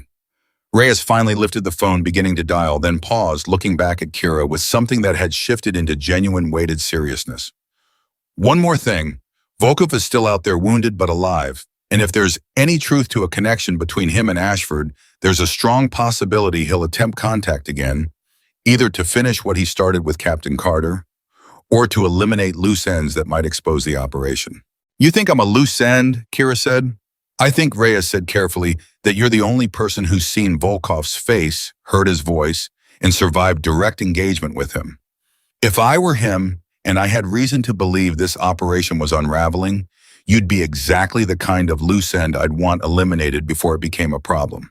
The weight of that statement settled over Kira with quiet, undeniable clarity, and she found herself thinking not of fear, but of the strange, steady calm her father used to describe feeling in the eye of a storm, the moment of stillness that existed precisely because the worst had already passed through once, and both sides now understood exactly what the other was capable of. Then I suppose, Kira said, we'd better make sure I'm ready before he tries. Reyes studied her for a long moment, something like grim respect flickering behind her controlled expression. Get some rest, Petty Officer. Real rest this time. Because if this investigation confirms what we suspect, the next few weeks are going to demand everything you've got left. Kira left medical that morning with a strange, unsettled feeling lodged deep in her chest, the kind of feeling her mother always described in the hours before a hurricane made landfall, when the air went unnaturally still, and the birds stopped singing, and every instinct in your body screamed that something enormous was building just beyond the horizon waiting. She found Ruiz waiting outside along with Webb, both of them watching her with expressions that mixed genuine relief with obvious, unspoken questions they weren't sure they were allowed to ask. Everything all right? Ruiz asked carefully. Working on it, Kira said, which was as honest an answer as she could offer without violating Reyes's explicit instruction. Webb, who had argued most forcefully against her solo mission the night before, studied her with an expression that had changed considerably since then, something closer to grudging hard-earned respect, replacing his earlier skepticism. For what it's worth, Donovan, he said, I was wrong last night about the odds, about what you could handle out there alone. He extended a hand and Kira shook it, something settling between them that felt like the beginning of genuine trust rather than mere tolerance. Whatever happens next, whatever this is turning into, I'd rather have you on point than anyone else I've served with. That means something coming from you, Kira said honestly. It should. I don't say it often. The three of them stood together for a moment, the bass humming with the quiet aftermath of a storm that had passed but left something far more dangerous circling in its wake, and Kira felt for the first time since walking into that hurricane alone that she wasn't facing whatever came next by herself. That feeling lasted exactly 6 hours. It was Ruiz who found her again that evening, his face drained of color, his voice shaking as he delivered the news that would change everything about how quickly this fight was moving. Kira, he said, you need to come now. It's Colonel Ashford. What about him? He's gone, Ruiz said, missing since this afternoon. His office, his quarters, everything's cleared out like he knew we were coming for him. And Kira, he hesitated, something close to genuine fear crossing his young face. Security footage from the perimeter gate shows him leaving base 6 hours ago in a vehicle registered to a shell company NCIS is now saying has direct ties to Viktor Volkov's operation. The cold certainty that had been building in Kira's chest since that morning's meeting with Reyes crystallized into something sharper, more urgent, more dangerous. Ashford hadn't just leaked information. Ashford had run straight into Volkov's arms, which meant the two of them were now working together with full knowledge that their operation had been exposed. Full knowledge of exactly who had exposed it and every reason in the world to make sure Kira Donovan never got the chance to testify against either of them. "Where's Reyes?" Kira said, already moving. "Command center. She's been trying to reach you for the last 20 minutes. Kira ran. She found Reyes in the command center, surrounded by a wall of monitors and a team of analysts working with grim, focused urgency. And the moment Reyes saw her, something in the older woman's expression confirmed every fear that had been building since Ruiz first found her. "Petty Officer Donovan," Reyes said, "we have a serious problem. I heard Ashford's gone." "It's worse than gone." Reyes gestured toward a monitor displaying a satellite feed, grainy but unmistakable, showing a convoy of vehicles moving along a mountain road not far from the very ravine where last night's storm had raged. Signals intelligence intercepted communications 40 minutes ago between Ashford's phone and a number we've now confirmed belongs to Volkov's operation. They're consolidating forces. And Petty Officer, the last transmission we intercepted mentioned you by name. Kira felt the floor tilt slightly beneath her feet, adrenaline flooding back into her system with a violence that made her hands curl involuntarily into fists. "What did they say?" Reyes met her eyes with grave, unflinching honesty. "Volkov told Ashford that before this operation concludes, he intends to personally settle what he called unfinished business from last night's storm, and he specifically named you as the target." The command center fell silent around them. Every analyst pausing their work for just a moment, the weight of the threat settling over the room like the pressure drop before a storm makes landfall. Kira thought of her father's voice, steady even in memory, cutting through the fear building in her chest. "You don't run from the storm, Kira. You run with it until you understand exactly what it's trying to do. Then, and only then, you decide whether to fight it." She looked at Reyes at the map showing Volkov's convoy moving through the mountains, at the terrible, inevitable collision course that last night's storm had somehow impossibly only just begun. "Then I suppose," Kira said, her voice steady despite everything screaming inside her, "we'd better figure out exactly what he's planning before he gets the chance to finish it." The command center buzzed with a new kind of tension, now less the chaos of storm rescue and more the cold, methodical urgency of a manhunt. And Kira stood at the edge of the main table studying the satellite feed, while Reyes barked orders to her analyst in short, clipped sentences. "I want eyes on every road leading out of that mountain corridor within the hour," Reyes said. "If Ashford and Volkov are consolidating forces, they're not doing it randomly. There's a target, there's a timeline, and I want to know both before they act on either." "Ma'am," one of the analysts said, "we've got thermal signatures matching roughly a dozen personnel at a compound 8 kilometers north of last night's engagement site. Structure was flagged 18 months ago in a routine survey, but never followed up on. Looks like an old hunting lodge privately owned. Owned by who? Working on it now." Kira leaned closer to the monitor, studying the terrain surrounding the compound, with the same instinctive pattern recognition that had carried her through the storm the night before. Ridge lines, access roads, a single narrow pass connecting the compound to the main corridor. "That's a choke point," she said. "If they're consolidating there, they picked it because it's defensible. One road and steep terrain on both sides. Anyone approaching by vehicle gets seen from half a mile out." Reyes glanced at her, something calculating behind her eyes. "You're thinking like someone planning to go in." "I'm thinking like someone who doesn't want to lose anyone else to a mistake that was avoidable," Kira said. "If command is planning an assault on that compound, whoever leads it needs to understand the terrain isn't going to cooperate. No one said anything about you leading an assault, Petty Officer. No one needs to say it, ma'am. Volkov named me specifically. If this comes down to drawing him out, I'm already the bait, whether I volunteer for it or not." The room went quiet, and Hale, who had been standing near the back, listening without interjecting, finally stepped forward, his expression tight with something that looked uncomfortably close to fear on her behalf. "Absolutely not," he said. "We are not using you as bait for a man who's already made explicit threats against your life. Sir, with respect, I'm already the target. The only question is whether we control the terms of that or let Volkov choose them for us. There's a difference between accepting a risk and walking directly into it. Is there? Kira turned to face him fully. Because from where I'm standing, sir, every option in front of us right now involves risk. The only real choice is whether we take it on our terms, prepared with backup and a plan, or whether we wait for him to come find me on his own timeline in a place we don't control with no warning at all. Hale's jaw tightened, and he looked to Reyes as if hoping she'd overrule the logic Kira had just laid out. But the older woman's expression remained thoughtful, weighing something Kira couldn't quite read. She's not wrong, Reyes finally said. Volkov has already demonstrated he's willing to plan meticulously and wait for the right conditions. If he's decided Donovan is a loose end, he'll pursue that objective, regardless of whether we hand him an opportunity or force him to create his own. I'd rather control the variables. Ma'am, this is a petty officer we're talking about using as a lure for a former Spetsnaz operative with a documented kill count and a personal grudge. Hale said, his voice rising slightly. That's not a plan, that's a liability wrapped in good intentions. Then help me build a better one, Kira said quietly, cutting through the argument before it could escalate further. Because standing here, arguing about whether I should be involved, doesn't change the fact that I already am. Let's use that instead of wasting it. Hale stared at her for a long moment, something in his expression shifting from protective frustration into grudging, reluctant respect, the same transformation Webb had undergone the night before. Fine, he said finally.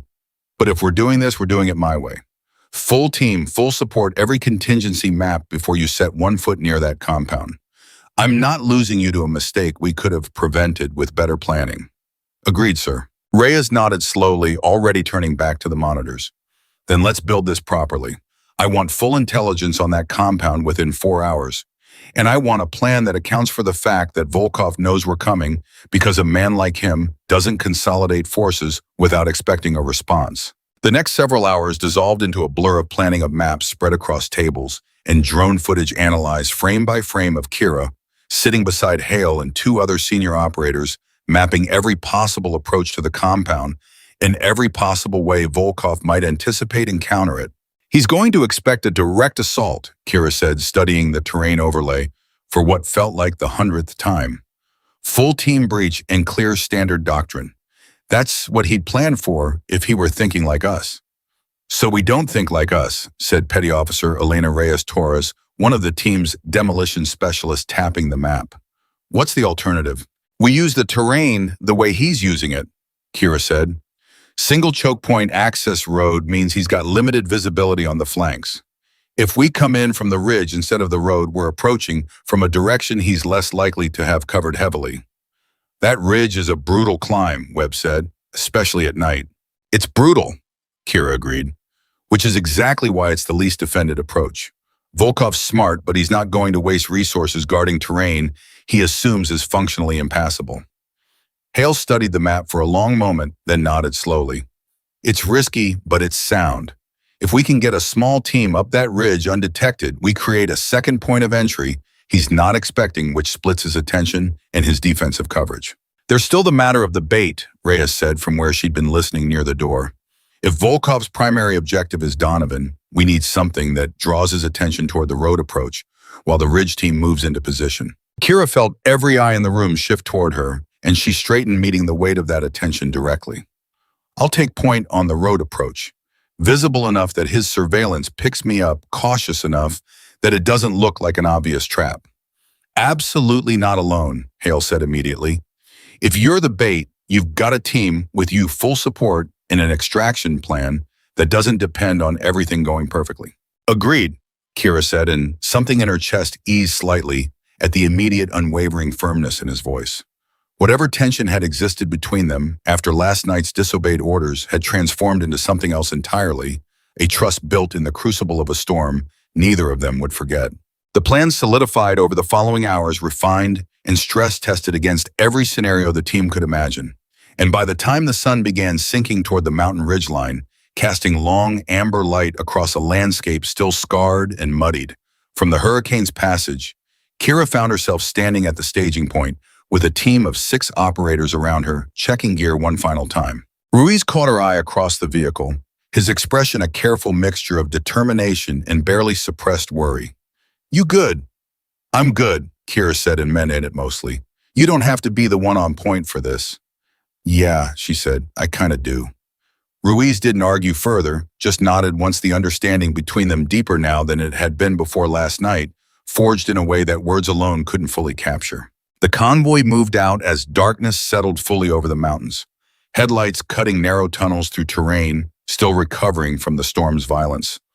Fallen trees and washed out sections of road, forcing slower progress than anyone would have liked.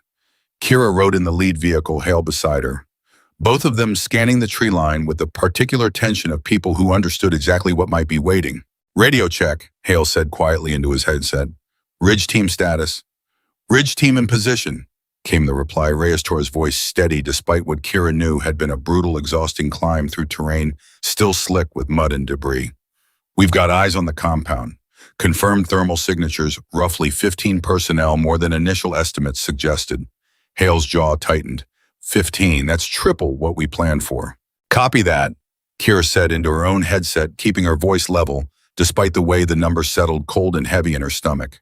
"Any visual confirmation on Volkov or Ashford specifically?" A pause, then Reyes-Torres' voice again careful. "Negative on Ashford, but we've got a positive visual on a man matching Volkov's description, favoring his left arm consistent with the shoulder wound Donovan reported. He's here." The convoy slowed as it approached the final stretch of road before the compound's choke point came into view, and Kira felt every instinct she'd honed since childhood.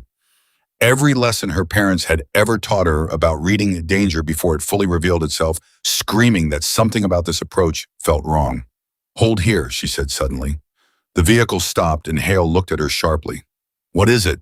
15 personnel is too many for a compound this size to house comfortably. Kira said, her mind racing through the terrain analysis, the numbers, the logic that had never failed her before. In a choke point this obvious, this defensible from a man as tactically sound as Volkov proved himself to be last night, it's too easy. "You think it's a trap?" "I think," Kira said slowly, "that Volkov knows exactly how special operations teams think, and he built this compound specifically to look like the kind of position we'd expect him to defend conventionally. Single road obvious, choke point, defensible terrain. It's textbook. And Volkov doesn't do textbook. He proved that last night." Hale keyed his radio immediately. "Ridge team, I need eyes on secondary structures, anything outside the primary compound footprint, immediately." A tense pause followed, filled only with the low hum of the vehicle's engine and the distant sound of wind still moving restlessly through storm-damaged trees. "Copy that," Reyes-Torres finally said, her voice tighter now. "We've got a secondary structure roughly 400 meters east, partially concealed by tree cover. Wasn't visible on the original satellite pass because of canopy density. Thermal signatures suggest additional personnel, maybe 5 to 7 more." "There it is," Kira said grimly. "The compound isn't the target, it's the decoy. He wants us focused on that choke point while the real force stages from the secondary position." Hale's expression hardened into something focused and dangerous. "Then we adjust. Ridge team redirect toward the secondary structure, but hold position until we confirm intent. Donovan, we're pulling back from the direct approach." "Belay that," Kira said suddenly, something clicking into place with sudden cold clarity. "If Volkov built this as a trap, expecting us to identify the decoy and redirect pulling back, now plays exactly into whatever he's planned for that scenario too. Then what do you suggest?" Kira studied the terrain overlay on the tablet mounted in the vehicle, her mind working through the problem, the way her mother had taught her to work through storm predictions, layering variable after variable until the pattern beneath the chaos revealed itself. "We split further," she said. "Ridge team stays on the secondary structure, confirms numbers and positioning, but doesn't engage. Road team continues toward the primary compound, visible exactly as planned. If Volkov's watching for a redirect, he sees us commit to the original approach and assumes we haven't identified the decoy. That leaves you walking directly into the position he's built specifically to draw you in." Hale said, his voice tight with barely controlled alarm. "It does," Kira agreed. "But it also means when his secondary force moves to reinforce or flank, they're moving toward a position we already know exists with a team already watching it. We turn his trap into an ambush of our own." The vehicle went silent for a long moment, every operator inside weighing the risk against the opportunity, and finally Hale exhaled hard, keying his radio with obvious reluctance. "All teams new parameters. Ridge team holds and observes secondary structure reports any movement immediately. Road team continues toward primary compound as planned, but understand this is now confirmed as a likely engagement zone, with hostile numbers exceeding initial estimates. Everyone stays sharp, Donovan. He turned to her, his expression grave. If this goes sideways even slightly, I am pulling you out regardless of what the mission requires. Understood. Understood, sir. The convoy moved forward again, slower now. Every operator inside scanning the darkness with heightened awareness, and as the compound's outline finally became visible through the trees ahead, lights burning in several windows.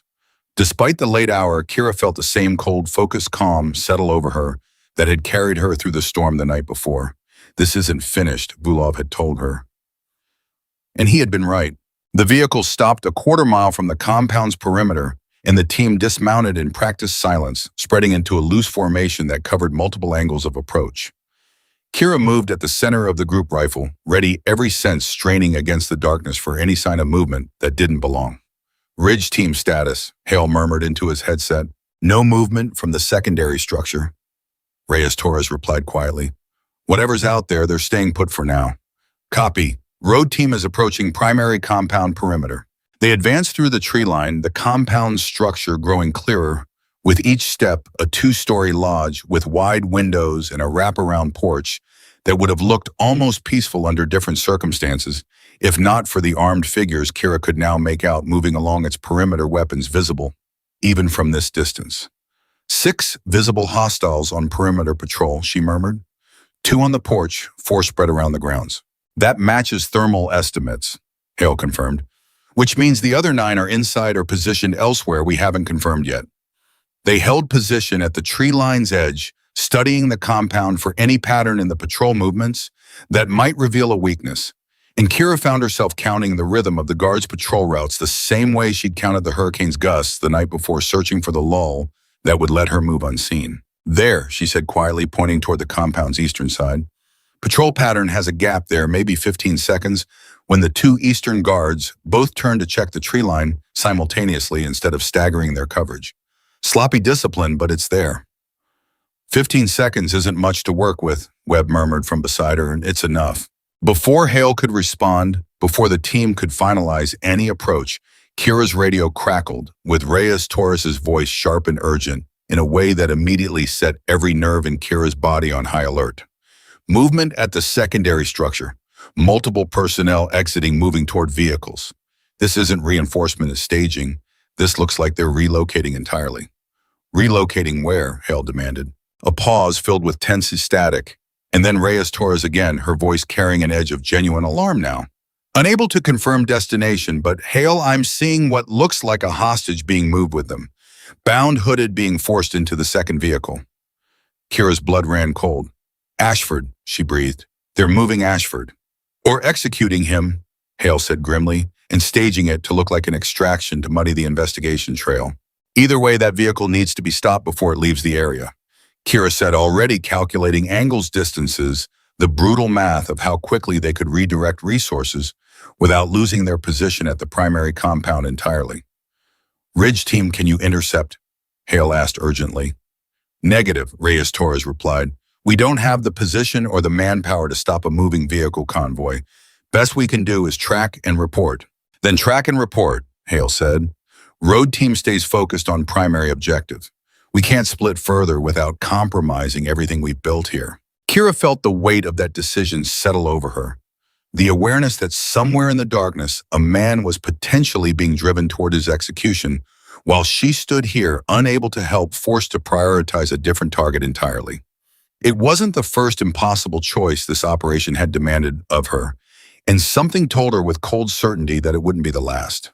The compound ahead of them shifted suddenly, lights flickering off one by one across the ground floor, and the patrol pattern along the perimeter tightened, guards converging toward the front entrance with a coordinated efficiency that immediately set Kira's instincts screaming. Something's changing, she said. They're consolidating toward the entrance. That's not standard patrol behavior. You think they made us? Webb asked. I think, Kira said slowly, studying the compound with growing unease, that Volkov never intended for this to be a prolonged siege. I think this whole structure was built to draw us in for a short, violent engagement And I think whatever's about to happen is about to happen fast. As if her words had summoned it directly, the compound's front door burst open, and Volkov himself stepped out onto the porch, his wounded arm now in a proper sling, his expression carrying none of the pain it should have given the severity of the injury she'd inflicted the night before. He raised a hand and the guards around the perimeter immediately fell into a defensive formation, weapons trained outward toward the tree line with unnerving precision. "Kira Donovan," Volkov called into the darkness, his voice carrying easily across the compound grounds despite the distance. "I know you're out there. I could feel you coming the moment your convoy crossed the ridge road. You move like a soldier, but you think like your mother. Patterns. Predictable, beautiful patterns."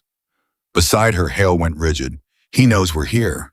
"He's known since before we arrived," Kira said grimly. "This whole approach, the decoy structure, the patrol gaps, all of it.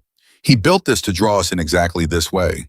"Come out," Volkov continued, "and let's finish the conversation your hurricane interrupted last night. Or hide in the trees like frightened children, and I'll simply burn this compound to the ground with everyone in it, including the very useful Colonel Ashford, and blame the whole mess on American incompetence during storm recovery operations. Either way, Petty Officer tonight ends with a story. The only question is which story you'd prefer to be true." Kira's mind raced through every possible response, every angle, every piece of leverage available in a situation that had shifted in the span of 30 seconds from a carefully planned tactical approach into something far more personal and far more dangerous. "He's trying to draw you out specifically," Hale murmured. "Don't take the bait." "He already has Ashford," Kira said quietly. "If I don't respond, he executes him and blames it on us. If I do respond, I'm walking directly into whatever he's planned for exactly this moment. Then we find a third option." Kira's eyes swept the compound grounds one final time, cataloging every guard position, every angle of approach, every piece of terrain that might offer even the smallest advantage, and something her father used to say surfaced in her mind with sudden, startling clarity. "The storm doesn't negotiate, Kira. It doesn't offer you clean choices. It only gives you the truth of the situation and asks what you're willing to do with it." She keyed her radio voice steady despite the adrenaline flooding her system. "Ridge team, I need you to abandon tracking the relocated vehicle and redirect immediately toward the primary compound's rear perimeter. I need a second angle of engagement in the next 90 seconds. Donovan, that leaves Ashford's convoy completely unmonitored," Reyes Torres said. "I know, I'm sorry, but if this compound engagement goes wrong in the next few minutes, there won't be an investigation left to save Ashford for. Move now." A tense pause, then, "Copy, moving." Kira turned to Hale, her expression set with a determination that left no room for argument. "I'm going to answer him. Draw his attention fully toward the front of the compound. When the Ridge team hits the rear perimeter, that's your opening to move the rest of the team into flanking position. Kira, there's no other way that gets Carter's would-be killer and Ashford's captors dealt with in the same night, sir. I know the risk. I'm taking it anyway." Hale stared at her for one long, agonized second, and then with the same reluctant, hard-earned trust he'd shown her since the storm, he nodded once. 90 seconds, he said. Not 1 second more before I'm coming in, regardless of what's happening. Kira stepped out of the tree line into the open ground before the compound rifle lowered, but ready, her heart hammering against her ribs with a violence that had nothing to do with fear and everything to do with the terrible clarity of what she was about to do. Volkov's expression, even from this distance, shifted into something like genuine satisfaction as he watched her emerge from the darkness alone.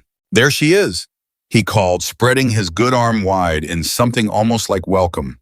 "The ghost of the hurricane herself. Tell me, Petty Officer, are you always this reckless, or is tonight a special occasion?"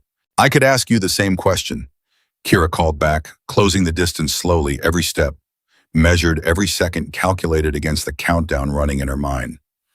Building an entire fake compound just to lure one soldier out into the open seems like a lot of effort for someone you claim to have already beaten once.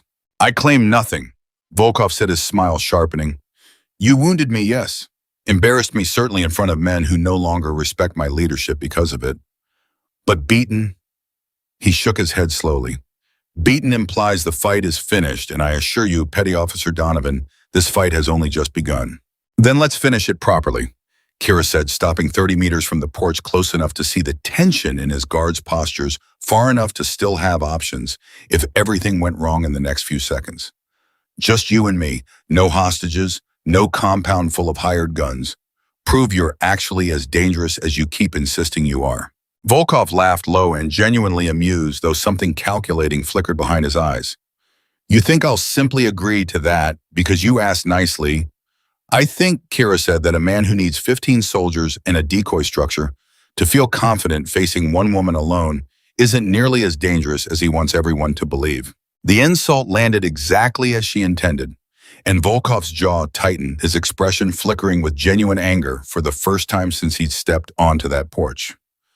Around him, several of his men shifted uncomfortably, clearly unaccustomed to hearing their commander challenged so directly. Careful, Volkov said, his voice dropping into something colder, more dangerous. Pride has killed better soldiers than you. So has underestimating people, Kira said. You should know that better than anyone by now. For one taut, endless second, Kira genuinely believed she'd pushed too far, that Volkov would simply give the order and end everything in a single coordinated volley of gunfire from his assembled guards. Then from the tree line behind the compound, the unmistakable sound of movement and muffled shouting erupted. Reyes Torres' team, hitting the rear perimeter exactly on schedule, and chaos exploded across the compound grounds in every direction at once. Volkov's head snapped toward the sound, fury, and calculation warring across his features, and in that single moment of distraction, Kira moved. She dove sideways behind a low stone wall bordering the compound's front garden, as gunfire erupted from the perimeter guards' rounds, chewing into the ground where she'd been standing a half-second earlier, and the night dissolved into the same brutal, controlled chaos she'd navigated once already in that storm-battered cave. Fire mission confirmed. Hale's voice crackled through her radio, tight with adrenaline.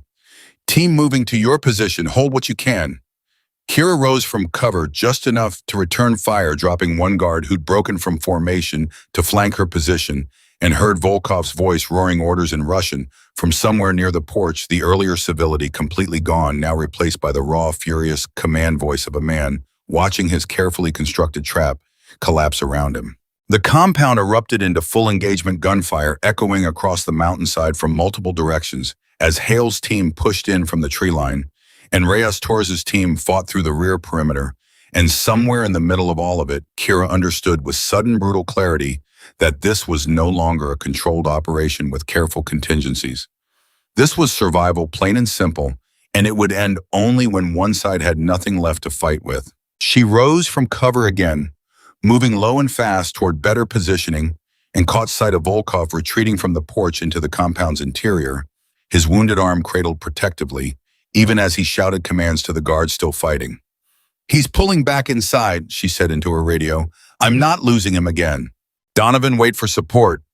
Hale's voice snapped back, but she was already moving, adrenaline and fury, and the memory of Carter's blood-streaked face driving her forward faster than caution allowed. She hit the porch steps at a dead-run, rifle up, and burst through the compound's front entrance into a scene of scattered chaos, overturned furniture. A guard spinning to face her, too late to bring his weapon fully around before she dropped him, and at the far end of the main room, Volkov standing over a bound, hooded figure, slumped against the wall, a pistol pressed against the prisoner's temple. Stop, Volkov said, his voice ragged now, blood visible seeping through the bandage on his shoulder from the exertion of the fight. One more step, and Colonel Ashford's usefulness to either of us ends permanently. Kira Fro's rifle still raised her mind, racing through the impossible calculus of the moment. You'd kill your own partner. He stopped being useful to me the moment your investigation identified him, Volkov said. A loose end exactly like you. I simply hadn't decided the order in which to eliminate them. The hooded figure against the wall shifted weakly, a muffled, desperate sound escaping from beneath the fabric, and Kira understood in that instant that whatever Ashford's crimes, whatever betrayal had led him to this compound, he was still a man about to die in front of her unless she found some way to change the outcome in the next several seconds. Let him go, she said, and we walk out of here, both of us. You get the chance to run before backup fully secures this position. You think I need your permission to run? Volkov's smile returned thin and bitter, now blood loss and exhaustion finally showing cracks in his earlier composure. I built contingencies for exactly this outcome, petty officer. But I confess I find myself curious about something.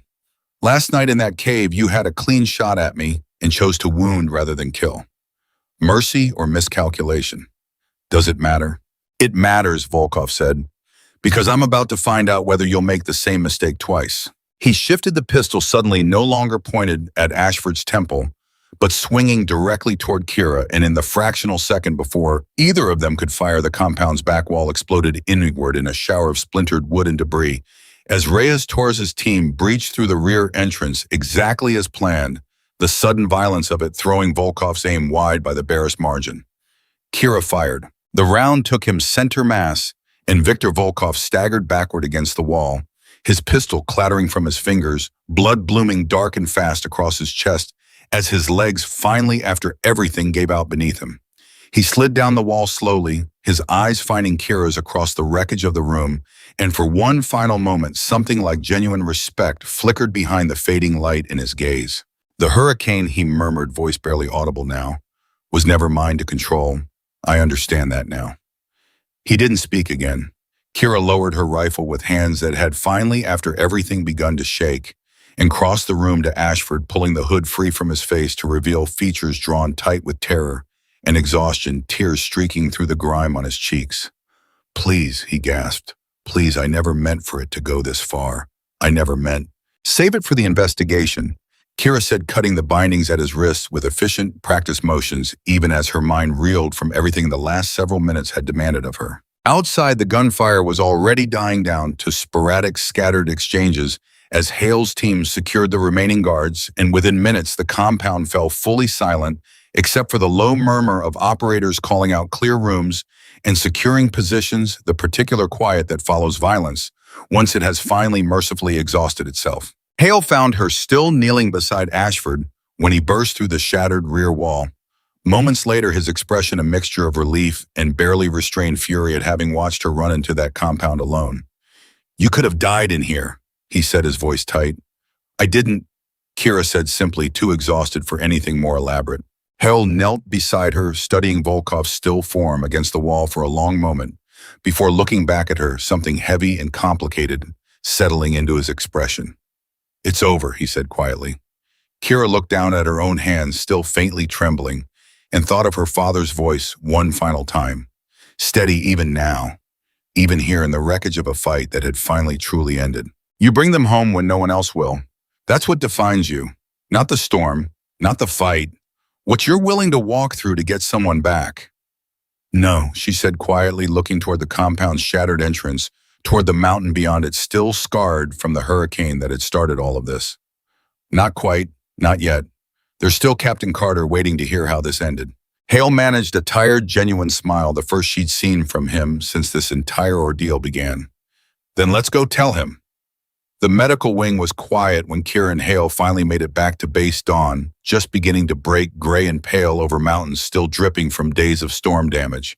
And Carter was sitting up in his bed when they walked through the door, an untouched breakfast tray on the table beside him, his eyes fixed on the doorway like he'd been watching it for hours. You're alive, he said, relief flooding his voice the moment he saw her. Barely made a dent, Kira said, though the exhaustion in her own voice betrayed just how close that statement had come to being untrue. Tell me everything. She sat down heavily in the chair beside his bed, and between the two of them, she and Hale walked him through it, the decoy compound, the ridge assault, Ashford's attempted execution, Volkov's final moments against that shattered wall. Carter listened without interrupting, his jaw tightening at certain points, his eyes closing briefly when she described the pistol pressed against Ashford's temple, and when she finished, the room fell into a silence heavy with everything that had happened in the span of a single night. Ashford and Carter finally said, "Where is he now?" "NC, SAS custody," Hale said. "Full investigation underway.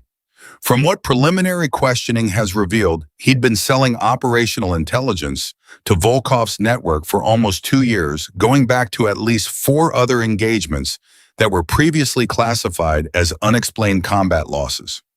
Carter's face went pale. 4 operations. How many people did we lose because of him? 11, Kira said quietly. Confirmed so far. NCS believes the number may climb once they finish cross-referencing everything. The weight of that number settled over the room like something physical, And Carter's hands, still bandaged from the ordeal in that cave, curled slowly into fists against the blanket. 11 people, he said, his voice tight with barely controlled fury. 11 families who were told their sons and daughters died in combat when really they died because a colonel decided his career or his bank account mattered more than their lives. He'll answer for it, Hale said. Every count. It won't bring them back. No, Kira said. It won't. But it means the next operator who walks into that corridor isn't walking into a compromise operation. It means their intelligence is clean. That matters, sir. Maybe not enough, but it matters. Carter looked at her for a long moment, something complicated moving behind his exhausted eyes, and finally nodded slowly, accepting the truth of it even through his grief. How's Ashford holding up? He asked. In custody. Talking, Hale said. A lot, actually.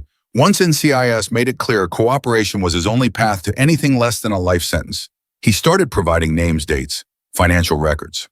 Apparently, Volkov's network extends further than just this one operation.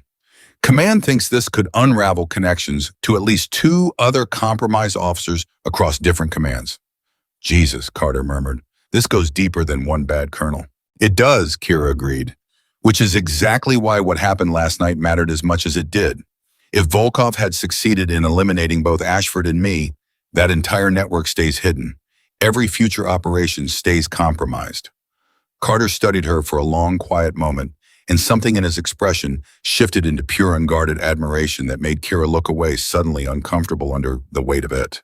You didn't just save my life out there, he said. You unraveled something that's been getting people killed for 2 years. I got lucky, Kira said. No, Carter said firmly, you didn't. Luck doesn't track terrain patterns through a Category 4 hurricane. Luck doesn't identify a decoy compound based on personnel math. What you did, Kira, from the moment you walked out of that cave alone was skill and instinct and a refusal to accept easy answers when the truth demanded harder work. That's not luck. That's exactly what the Navy spends years trying to train into people and almost never fully succeeds. Kira didn't have a response for that, and the silence stretched comfortably between them until Ruiz appeared in the doorway, his expression carrying the particular urgency of someone with news that couldn't wait. Sorry to interrupt, he said, but Captain Reyes needs everyone in the briefing room. Something's come up regarding the investigation. The briefing room felt different this time than it had during Kira's earlier debrief. Less like an interrogation and more like a war council, officers and analysts moving with brisk, focused energy as Reyes stood at the head of the table, studying a display of financial records and communication logs that had clearly multiplied significantly since the previous day. Petty Officer Donovan, Reyes said as Kira entered. Good you're here. Ashford's cooperation has opened up considerably more than we initially anticipated. I wanted you to hear this directly given your role in exposing it. Ma'am, Reyes gestured toward the display where a web of connections spread across the screen, names and dates and dollar figures linked by lines that traced a pattern of corruption far more extensive than anyone had expected the night before. Volkov's operation wasn't limited to this region, Reyes said. Ashford's records, combined with what we recovered from the compound before extraction, suggest his network had informants embedded in at least 3 other regional commands, feeding operational intelligence for contracts we're still working to fully identify. This wasn't a single rogue actor. This was a systematic vulnerability that's existed for years. How is that possible? Hale asked, his voice tight with barely controlled anger. How does something this extensive go undetected for that long? Because everyone assumed combat losses in hostile terrain were exactly that, Reyes said grimly. Combat losses. No one questioned patterns that in hindsight painted an obvious picture. It took someone actually surviving an ambush that was supposed to be unsurvivable and refusing to accept the official story to expose any of it. Every eye in the room shifted toward Kira, and she felt the weight of that attention settle heavily across her shoulders, uncomfortable in a way that had nothing to do with physical exhaustion. I didn't do this alone, she said quietly. Captain Carter refused to give Volkov anything, even under torture. Lieutenant Commander Hale trusted my instincts when protocol said he shouldn't have. This whole team backed a decision that could have gotten every one of us killed. Humility is admirable, Petty Officer, Reyes said. But let's be precise about what actually happened here. You walked alone into conditions that grounded every professional rescue asset available. You identified a hostage situation everyone else had already written off as a fatality. You tracked, engaged, and neutralized a professional mercenary force with combat experience, exceeding most operators twice your seniority. And when given the opportunity to stand down after that engagement concluded, you instead identified a second threat, built a tactical response to it, and personally eliminated the architect of a corruption network that has been killing American operators for 2 years. She paused, letting the full weight of that summary settle over the room. That's not something command can simply file away as an isolated incident. That requires recognition. Kira shifted uncomfortably. Ma'am, I appreciate that, but I'm not looking for recognition. I did what needed to be done. I understand that, Reyes said, and I respect it. But recognition isn't only for you, petty officer. It's for every operator who comes after you and needs to understand that this kind of action, when the situation genuinely demands it, will be supported rather than punished. That's a precedent worth setting deliberately. She glanced down at a folder in front of her, opening it to reveal a formal document Kira recognized immediately from training briefings years earlier, the kind of paperwork reserved for the military's highest honors. Which is why, effective immediately, I'm formally recommending you for the Navy Cross. The room went completely silent, and Kira felt her breath catch somewhere in her chest, the weight of those words landing with a force she hadn't fully prepared herself for. Ma'am, she managed finally, I don't know what to say. You don't need to say anything. Reyes said something genuinely warm, breaking through her usually controlled expression. The recommendation process will take time, review boards, formal documentation of everything that happened. But I wanted you to hear it from me directly before the paperwork ever leaves this building. What you did over these past 2 days, Petty Officer Donovan, exceeded everything this uniform asks of the people who wear it.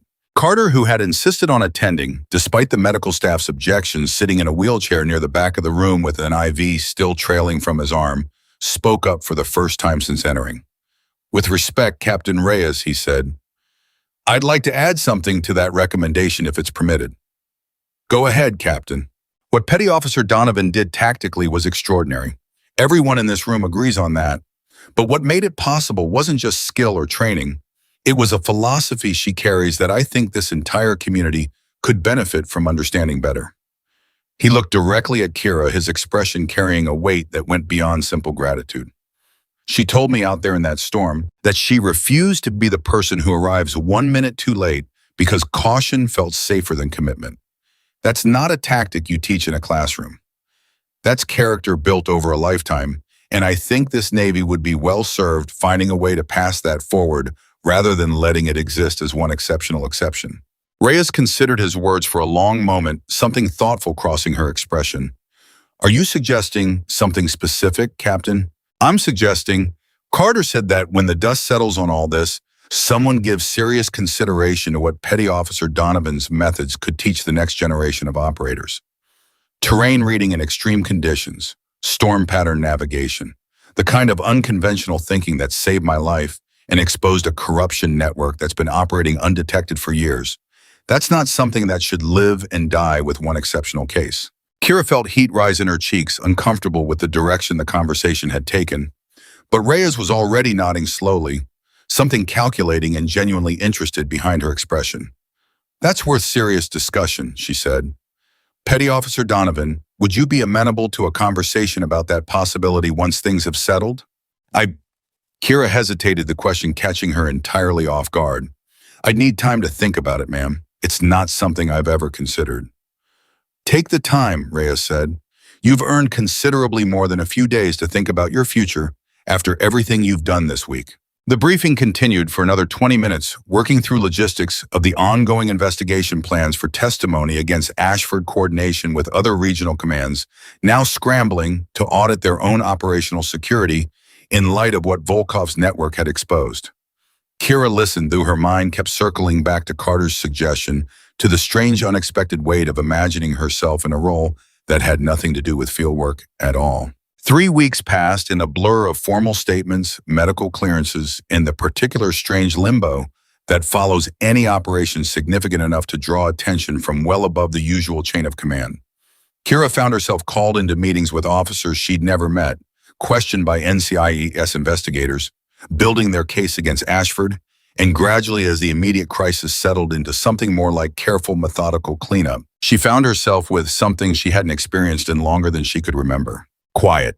She used it to visit her father's grave for the first time in nearly a year, sitting on the damp grass beside the modest headstone that marked 18 years of Coast Guard service reduced to a few carved lines, and told him everything. The storm, the cave, Volkov's final words about the hurricane never truly belonging to him. The recommendation for the Navy Cross that still felt somehow unreal, like it belonged to someone else's story rather than her own. "I don't know if I did it right," she admitted quietly to the headstone, wind rustling gently through the grass around her. Nothing like the violence of the hurricane, but carrying somehow an echo of the same steady patience she'd learned from him. "I broke every rule they gave me. Twice. 3 times if you count the compound assault." The wind shifted slightly and Kira allowed herself a small, tired smile. "Yeah," she said, "I know what you'd say. Rules are for people who don't know how to read the storm themselves." She sat there a long while until the light began fading toward evening, and when she finally rose to leave, something in her chest had settled that hadn't been settled since the night this all began. Captain Carter's recovery progressed steadily over those same weeks, the physical wounds healing faster than anyone expected, given the severity of what he'd endured. Though Kira noticed something different in him during her visits, a weight behind his eyes that hadn't existed before that storm, the particular gravity of a man who had stared down his own mortality and come back changed by the experience. "I keep thinking about what you said," he told her during one visit, sitting up fully now, most of his bandages removed except for a thin scar above his eyebrow that would likely never fully fade. "About watching your father come home broken from every rescue that arrived 1 minute too late." "It's not really a comfortable thing to think about," Kira admitted. "No," Carter agreed, "but it should be. I think most operators go their entire careers without truly confronting what it means to be the person someone else is counting on in the exact moment when counting on someone matters most. You confronted it at 19 years old, watching your father come home from that failed rescue with the 3rd child. I was 14. 14, Carter repeated, something like disbelief coloring his voice. You built your entire understanding of duty and consequence at 14 years old, and it's the reason I'm sitting here to have this conversation with you at all." Kira didn't have a ready response for that, and Carter, seeming to sense her discomfort, shifted the conversation toward lighter ground, though the weight of what he'd said lingered between them long after she left that evening. The formal ceremony, when it finally came, took place on a clear morning, nearly 2 months after the storm, the mountain visible in the distance under a sky so blue and calm, it seemed almost impossible that a Category 4 hurricane had ever torn through those same peaks. Kira stood at attention in her dress uniform, the Navy Cross resting in its formal presentation case, as Captain Reyes read the official citation aloud to an assembled crowd that included every member of SEAL Team 5. Senior command from 3 separate regional offices and standing near the front with a cane he still needed. Occasionally, Captain Ethan Carter, his expression carrying more pride than Kira had ever seen directed at her in her entire career. "For extraordinary heroism," Reyes read, her voice carrying clearly across the assembled crowd. In the face of overwhelming odds, Petty Officer Kira Donovan demonstrated tactical brilliance, unwavering courage, and a commitment to the safety of her fellow service members that exceeds every standard this uniform represents. Her actions during hurricane operations resulted in the successful rescue of a captured senior officer, the neutralization of a hostile foreign combat force, and the exposure of a corruption network responsible for the deaths of 11 American service members over the preceding 2 years. In recognition of these actions, and in accordance with the highest traditions of the United States Navy, Petty Officer Donovan is hereby awarded the Navy Cross. The applause that followed felt distant to Kira, almost unreal. Standing there in the sunlight, with the medal being pinned carefully to her uniform by an admiral she'd never personally met before that morning, her mind flickering back through everything that had led to this moment. The storm screamed through the trees, the weight of Carter's body against her shoulder as she half carried him through the mud. Volkov's final words as the light faded from his eyes. The hurricane was never mine to control. Neither, she thought, was this moment. It belonged to her father, to every lesson he taught her about patterns and patience, and the particular courage required to walk into weather everyone else had already declared impossible to survive. It belonged to her mother, whose steady voice reading wind speeds through a screen door had taught her that chaos, examined closely enough, always revealed its own hidden order. After the ceremony, as the crowd dispersed into smaller conversations and congratulations, Reyes found her near the edge of the gathering, her expression carrying the particular satisfaction of someone who had watched a difficult process reach exactly the conclusion it deserved. "Congratulations, petty officer," she said. "Truly deserved." "Thank you, ma'am." "I wanted to follow up," Reyes continued, "on Captain Carter's suggestion from the briefing several weeks ago, about formalizing what you did into something the broader special operations community could learn from." Kira had thought about little else in the weeks since turning the idea over from every angle, weighing what it would mean to step away from active fieldwork in favor of something entirely different. "I've been thinking about it constantly, ma'am," she admitted. And Kira looked out across the assembled crowd at Ruiz and Webb standing together near the refreshment tables at Hale Deep in conversation with two officers from a different command at Carter, watching her with quiet, patient attention from where he stood near the front. She thought of her father again, of the particular exhaustion in his eyes after every mission. The way he'd always said the hardest part of rescue work wasn't the danger itself, but the weight of knowing exactly how much depended on getting it right. "I think," she said slowly, "that I've spent my entire life learning how to read storms that most people are taught to fear rather than understand. I think there's real value in teaching that skill to people who might one day be standing exactly where I was standing in a cave, told that continuing to look for someone was pointless." She met Reyes's eyes directly. "I'd like to develop that training program, ma'am, not instead of active service necessarily, but as something that exists alongside it. Something that ensures what happened out there wasn't a single exceptional case, but the beginning of a standard other operators can actually be taught to meet." Reyes' expression shifted into something warm and genuinely proud. "I was hoping you'd say exactly that. Command has already begun drafting the framework, advanced terrain and weather pattern analysis for extreme condition operations, unofficially already being called the Donovan Protocol by several people who worked on the initial documentation." Kira felt heat rise in her cheeks again, the particular discomfort of hearing her own name attached to something that felt even now larger than any single contribution she'd made. "That's a lot of weight to put on one name, ma'am." "It's a lot of weight because it was a lot of impact," Reyes said simply. 11 families finally know the truth about how their loved ones actually died. A network that's been undermining American operations for years has been exposed and is being systematically dismantled. And an entire community of operators is about to receive training that could mean the difference between a rescue that succeeds and one that arrives exactly 1 minute too late. I'd say the name fits. The weeks that followed brought changes Kira couldn't have fully anticipated even during the storm itself. The formal proposal for what would become known throughout Naval Special Warfare Command as Advanced Pattern Recognition Training moved through approval channels with unusual speed, propelled by the undeniable proof of concept that Kara herself represented. She split her time between the classroom and the field, teaching junior operators to read weather systems the way her mother had taught her to move through hostile terrain with the same patient rhythmic awareness her father had drilled into her on countless training exercises along the Atlantic coast. Carter, once fully recovered, requested and received reassignment to a training command role himself, working alongside Kira in developing the curriculum, his own harrowing experience lending weight and authenticity to lessons that might otherwise have felt purely theoretical to young operators who had never faced anything close to what he'd survived. "You know," he told her one afternoon months after the ceremony, both of them reviewing training materials in an office that had slowly filled with maps and terrain analysis charts, storm pattern diagrams pinned across every available wall space. "When I was lying in that cave, half convinced I wasn't walking out of those mountains, I never imagined this would be where it led. Teaching, building something that outlasts any single mission." "Neither did I," Kira admitted. "I thought I'd spend my career the same way I started it. Field work, direct action. This feels different. Better or just different?"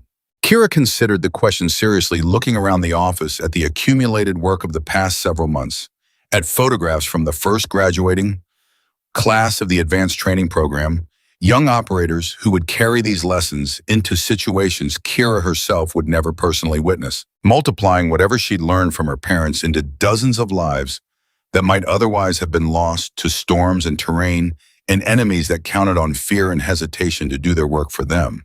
"Better," she finally said.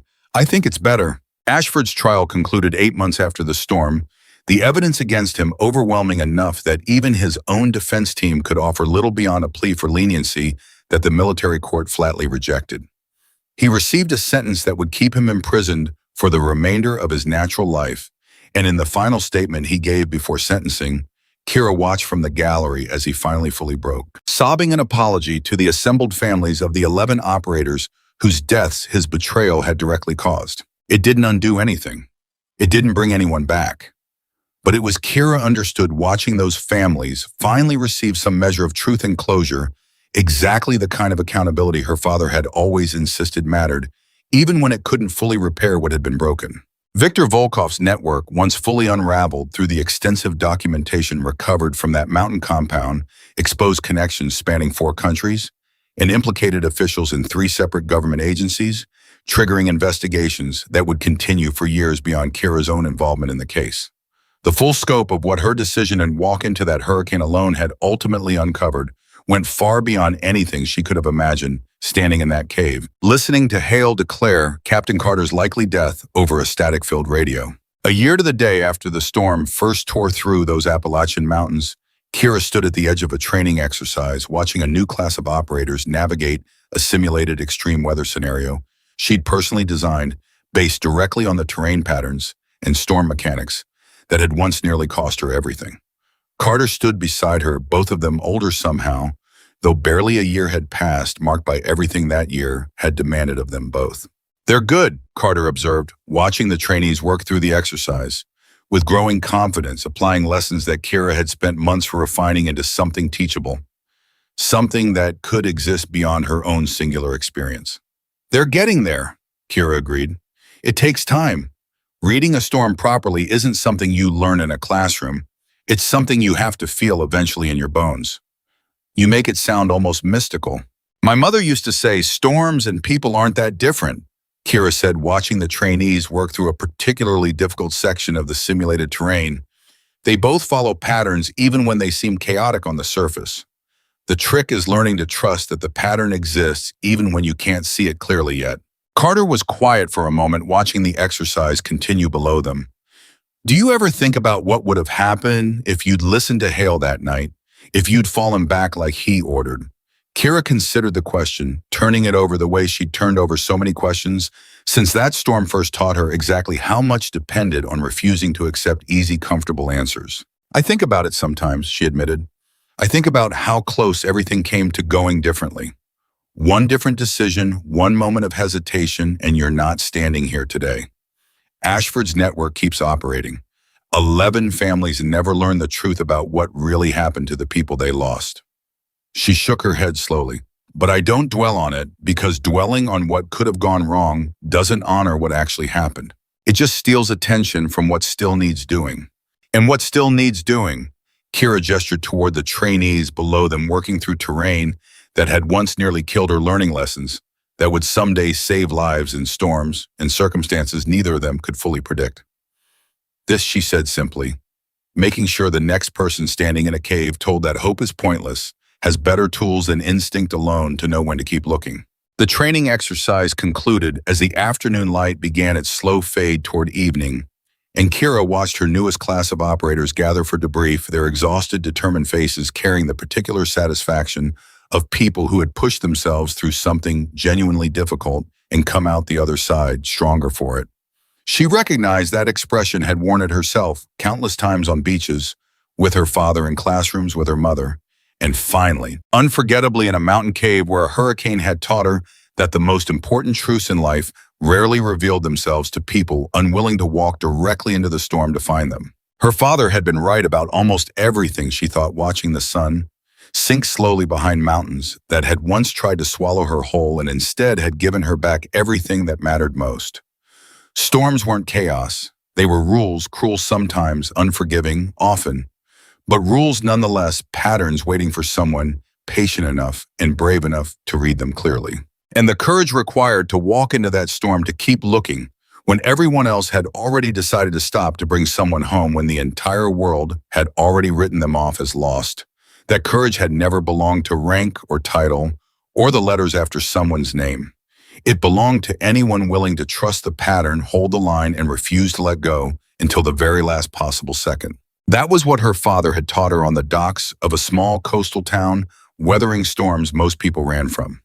That was what she had proven true in a Category 4 hurricane that tried and ultimately failed to break either her spirit or her resolve. And that was what she would spend the rest of her career teaching to every operator who walked through her classroom door carrying forward a legacy built not from medals or recognition, but from the simple, unbreakable truth her father had lived and died by. You go out when others cannot. You bring them home when no one else will. And that, more than any title, any medal, any legend, whispered afterward in hushed and reverent tones throughout the special operations community, was what truly defined the woman the storm had tried to break and instead had only made unbreakable. The ghost of the hurricane had never needed the storm's permission to survive it. She had simply refused from the very first moment to accept that survival was impossible at all.